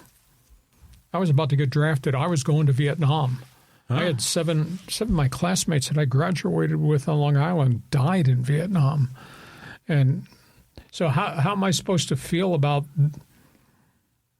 people protesting the war when they're taking my ass out of graduate school and I'm waiting? I took my physical and I'm waiting for induction orders. And the only thing that prevented me from going was the president froze the draft and then put the lottery in its place. Oh. So, wow. Mixed bag. I mean, yeah. I had this discussion with my sister. She was an anti-war protester at the University of Maine. She had her right to do it. But your brother's about to go to Vietnam, and she's protesting the war. Yeah, it's kind of like a mixed message. Yeah, well, it's very hard for me to accept what you feel and say as I'm going to take my physical. But, I think from a sports perspective, it is interesting how all of these things are interwoven. Mm-hmm. It's not just Jackie Robinson's civil rights and Muhammad Ali protesting the war, but there's a lot of examples of athletes going to war and being heroic, and coming back, like Ted Williams and the Colonel. Oh, yeah, exactly. The Rocky Blyers in Vietnam in that era. So it's just it's a tough call, and I have such mixed feelings about. And we're getting off track here. Yeah, we are. We're going to get a memo from somebody. But I have such mixed feelings about what's going on in Iran because they've killed all their own people, and they're part of the nature of terrorism. Part of me, we had a saying in Vietnam because we didn't know who the enemy was. Kill them all, let God sort it out. That's a terrible thing to say. No, but that was one of the things my era in Vietnam felt. Part of me says this is awful what has transpired. It's awful what they do. It's awful what we've done. But at the end of the day, how do we solve it? You can assassinate the leader, John, but the cult is still there and it's never going to be replaced. You're surely not going to drop a nuclear bomb. But are we talking about Iran now? Yes. I mean, it's such a deep issue. It's so hard. And that stuff stuff has existed for generations upon generations, and it's going to continue to exist, I assume. I'm with you, man. Let's get back on track, okay? Let's go to Joe. Okay, and hey, guys, a comment and a question. Prayers for Dick Vitale. I agree. Who is again battling cancer for the third time. As for your latest Jackie Robinson column, may I include it in my newest baseball book? Thanks, Joe from Brazil. Permission granted. Thank you very much. Dick Vitale's a hell of a guy. I've known him a long time. When Jimmy Valvano, the North Carolina State, because then he wound up going to work for ESPN, and Jimmy got cancer very young and died, fought a hell of a fight, gave some great speeches about his journey. Dick Vitale was so strong and supported Coach V, started and helped, really was a catalyst for the V Foundation. And now for all the decades later, for Dickie to have this cancer happen 3 times.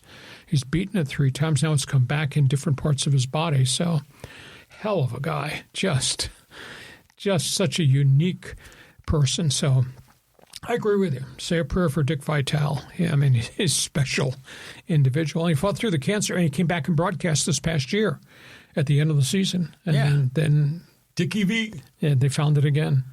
Primetime, baby. Yeah, I mean, he's always great, and he's a great ambassador for the sport, but he's a lot of fun, and I follow him on X, and he'll share, detailed health reports. Yes, he's so public to try to give other people strength, and he really needs support and strength. And I always think of, Vitale and Valvano, they kind of go together, don't they? Yep. Yeah, because that's when Vitale was really making his mark, or was he a bigger thing in the 70s? Now, he became a bigger thing. Of course, Valvano was on ESPN for a shorter period of time. But Valvano won the championship in '83, I think, right? And then that was into the 80s, into the 90s, where Jim went to work for ESPN, then he got sick. Right. And he passed fairly quickly. Dickie V kind of came on board in the 80s and just became an institution. He was, I like to use the term, first one through the wall. Oh, yeah. Nobody had done it like him. Oh, yeah. And I was, so it was great.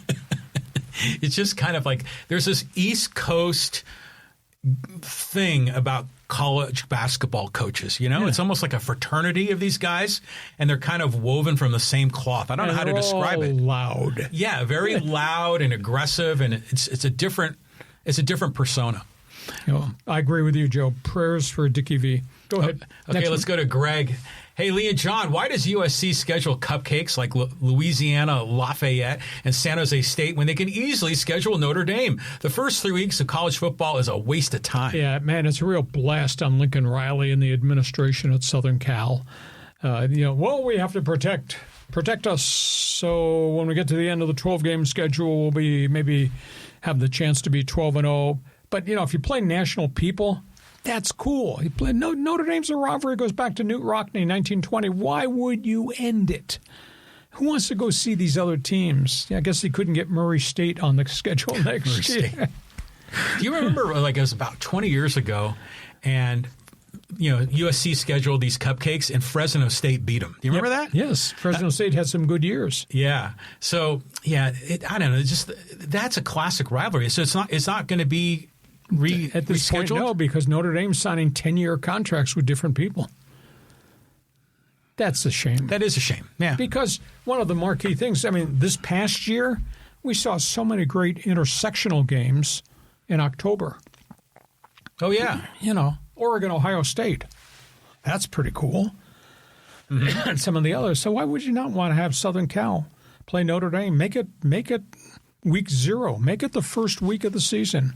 It used to be late in the season. It used to be in November. But the Big Ten, their scheduling is so complicated. They don't want non-conference games at the end of their schedule.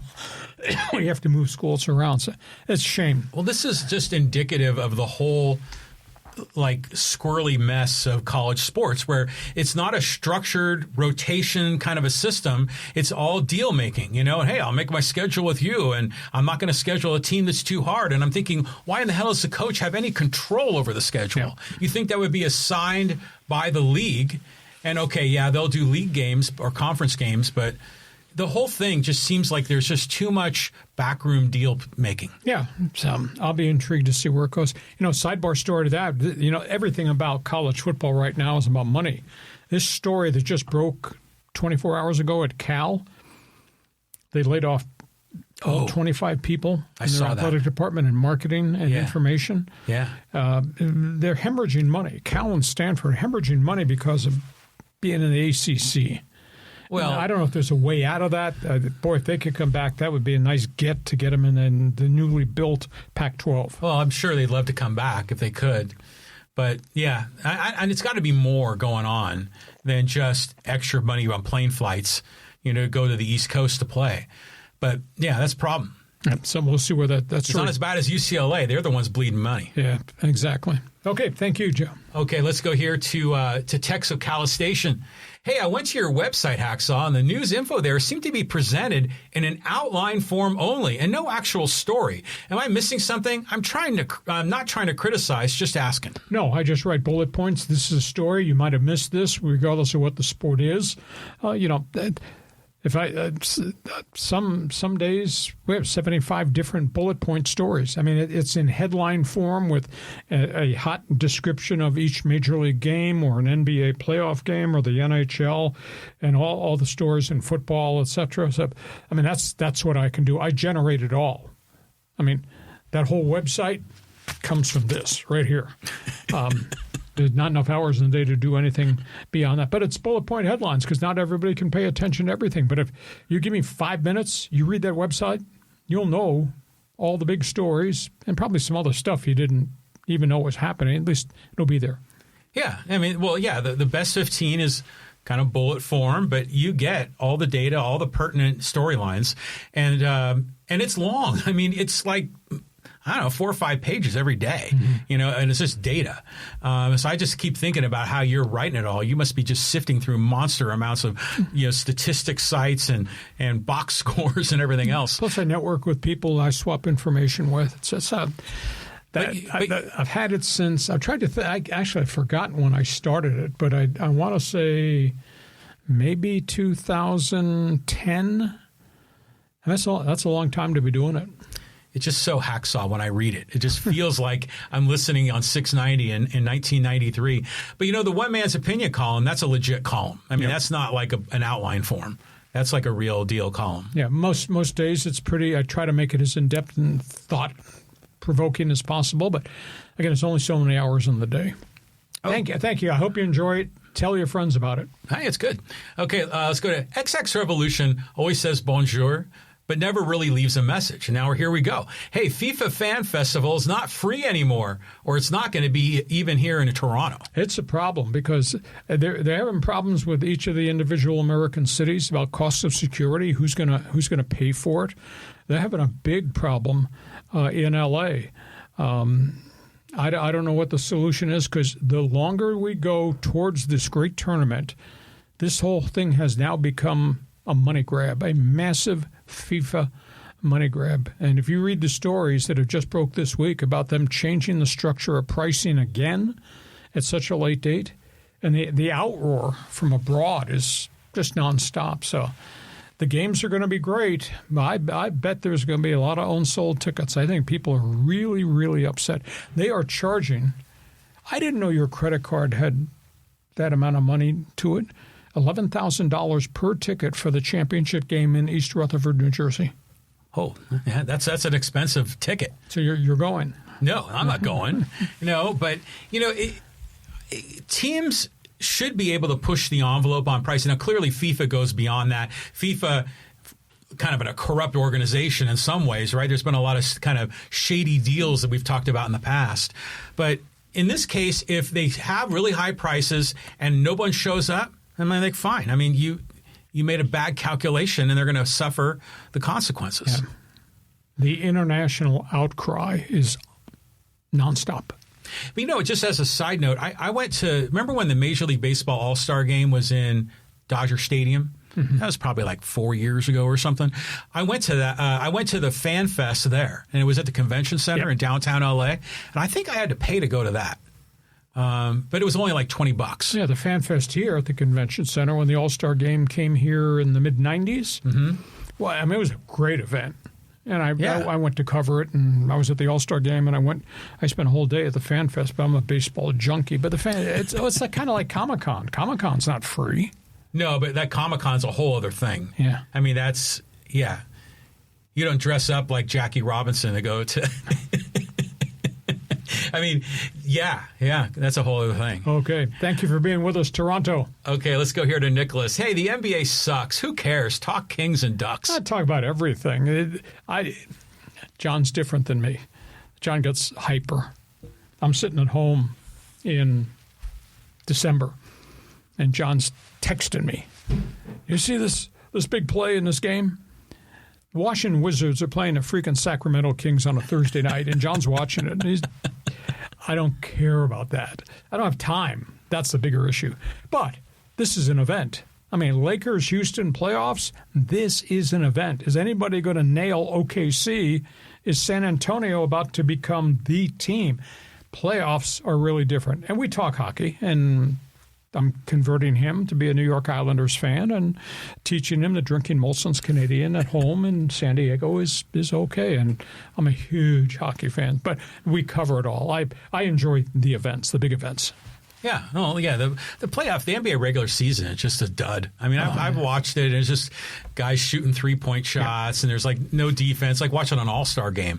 So the playoffs are different. I mean, I watched last night the Golden State game against the Clippers, and you can tell it was different. Yep. Right? It's a different vibe. Yeah, it's like you win or you go home, And by the way, the Warriors need to win again, don't they, even to get in? Yes. Because I think they were the number 10 going into this thing.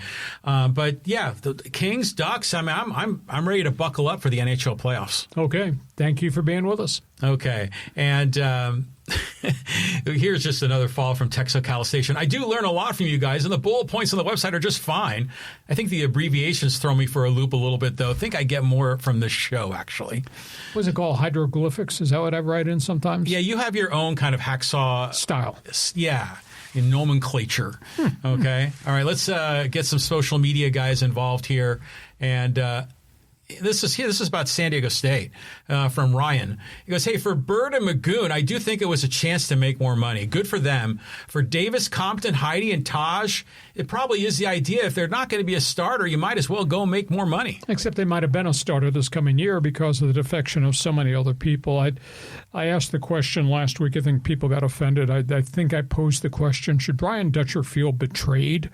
All these guys that he coached up and made them into really good college players, whatever their role was, were all walking away for a payday. And you know, Brian has always sales pitched we over me. And all of a sudden, 6 guys go into the portal, and it's about me. It's no longer about we. Granted, dollars have a lot to do with it, but you go into strange programs, new coaches, new systems, 1 year to play, 1 year to learn. You know, Miles Bird, first one off the boat, goes to Providence. Yeah. 2 days in a row, Providence side better guards than him. They're going to Providence and going to be starters. Where does he fit in now? And he left a locked-in situation here where he could have grown 1 more year. Guath, that's a health issue more than anything, but he's going to DePaul. DePaul's not competitive.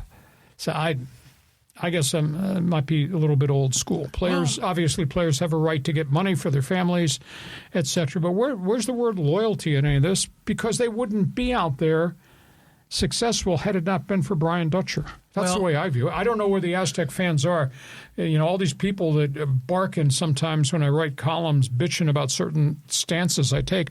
Why aren't you not involved in this conversation about losing virtually everybody? Well, it's a new world, you know, and it's not just the Aztecs that are going through this. I remember, was it last year or was it the year before? I remember they retained everybody, and that was like everyone was amazed by that. And the price tag on everybody has now gone up, and they're desperately trying to find more money. Well, yeah, I mean, the nature of the game has changed, and you can't shame someone for getting a promotion and getting a raise. You know, they're getting their true value. It's just weird going, you know, Bird to Providence and Goon to DePaul. Yep. I mean, that is odd. But, you know, Compton was heavily recruited by power conferences. I think he came to San Diego State largely because of Taj, you know, and then by the way, BJ Davis going to Creighton, that kind of feels right. But to your point, you know, there's no McDermott. So what is Creighton going to be? Yep, I agree. So it's interesting. They're all going to the Big East. Yep. That could have been the Aztecs conference way back, 15 years ago. That was a bad idea. Amongst many bad ideas. Okay. All right, let's go here. This was an odd one. I wanted to ask you about it. This is from Rolf Yankee Clippard. He goes, hey, still remember you, 2x4 Andre the Giant. Don't understand what that means, but maybe I said something derogatory about all that type of wrestling. I think I called it was the WWF. I called it worldwide fraud. I don't know. Were you like a shock jock back in the day? I always had opinions on everything. Okay. Worldwide fraud. Yeah. Andre the Giant. I thought there was like some dark secret from your past. No. Okay, let's go to Sean. Hey, beefing, this is talking about bringing the heat, the whole Jorge Soler flare up. Beefing dugout, stop it, Hacksaw. The Blue Jays are trying to change the conversation because they're playing some crap-ass baseball. Well, Toronto's not started very well. Injuries to the pitching staff have a lot to do with it. I think he's making reference to Toronto beefing about special rules for Ohtani when he pitches and DHs. Yeah, you're right. They'll get that solved. Ohtani pitched last night, struck out 10, didn't DH. First time he didn't DH while pitching. Interesting. Yeah, kind of intriguing. But Dodgers just... Everyone's hitting. They don't need Ohtani. It's unbelievable. Just keep winning, 14-4.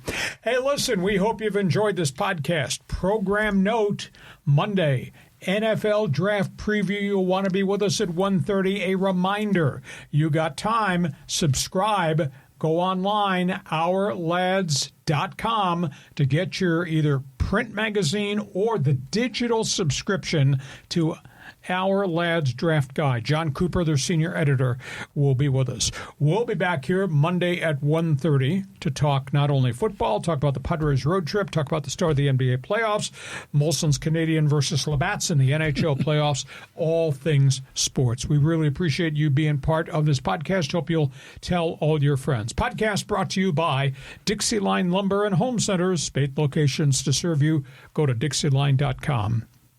I want a frosted glass with my Molson's Canadian when you bring it. Yeah, that's what you'll get, a frosted glass. Hey, I'm looking forward to a Padre sweep of the Mariners. It could go down tonight. Good deal. Have yourself a great sports weekend. You too. Same to you. Thanks for being with us on Hacksaw's Headlines. Join us again for Hacksaw's Headlines on YouTube, Facebook, and Twitter. And find the audio version on your favorite podcast apps. Touchdown, San Diego! For more content, go to LeeHacksawHamilton.com.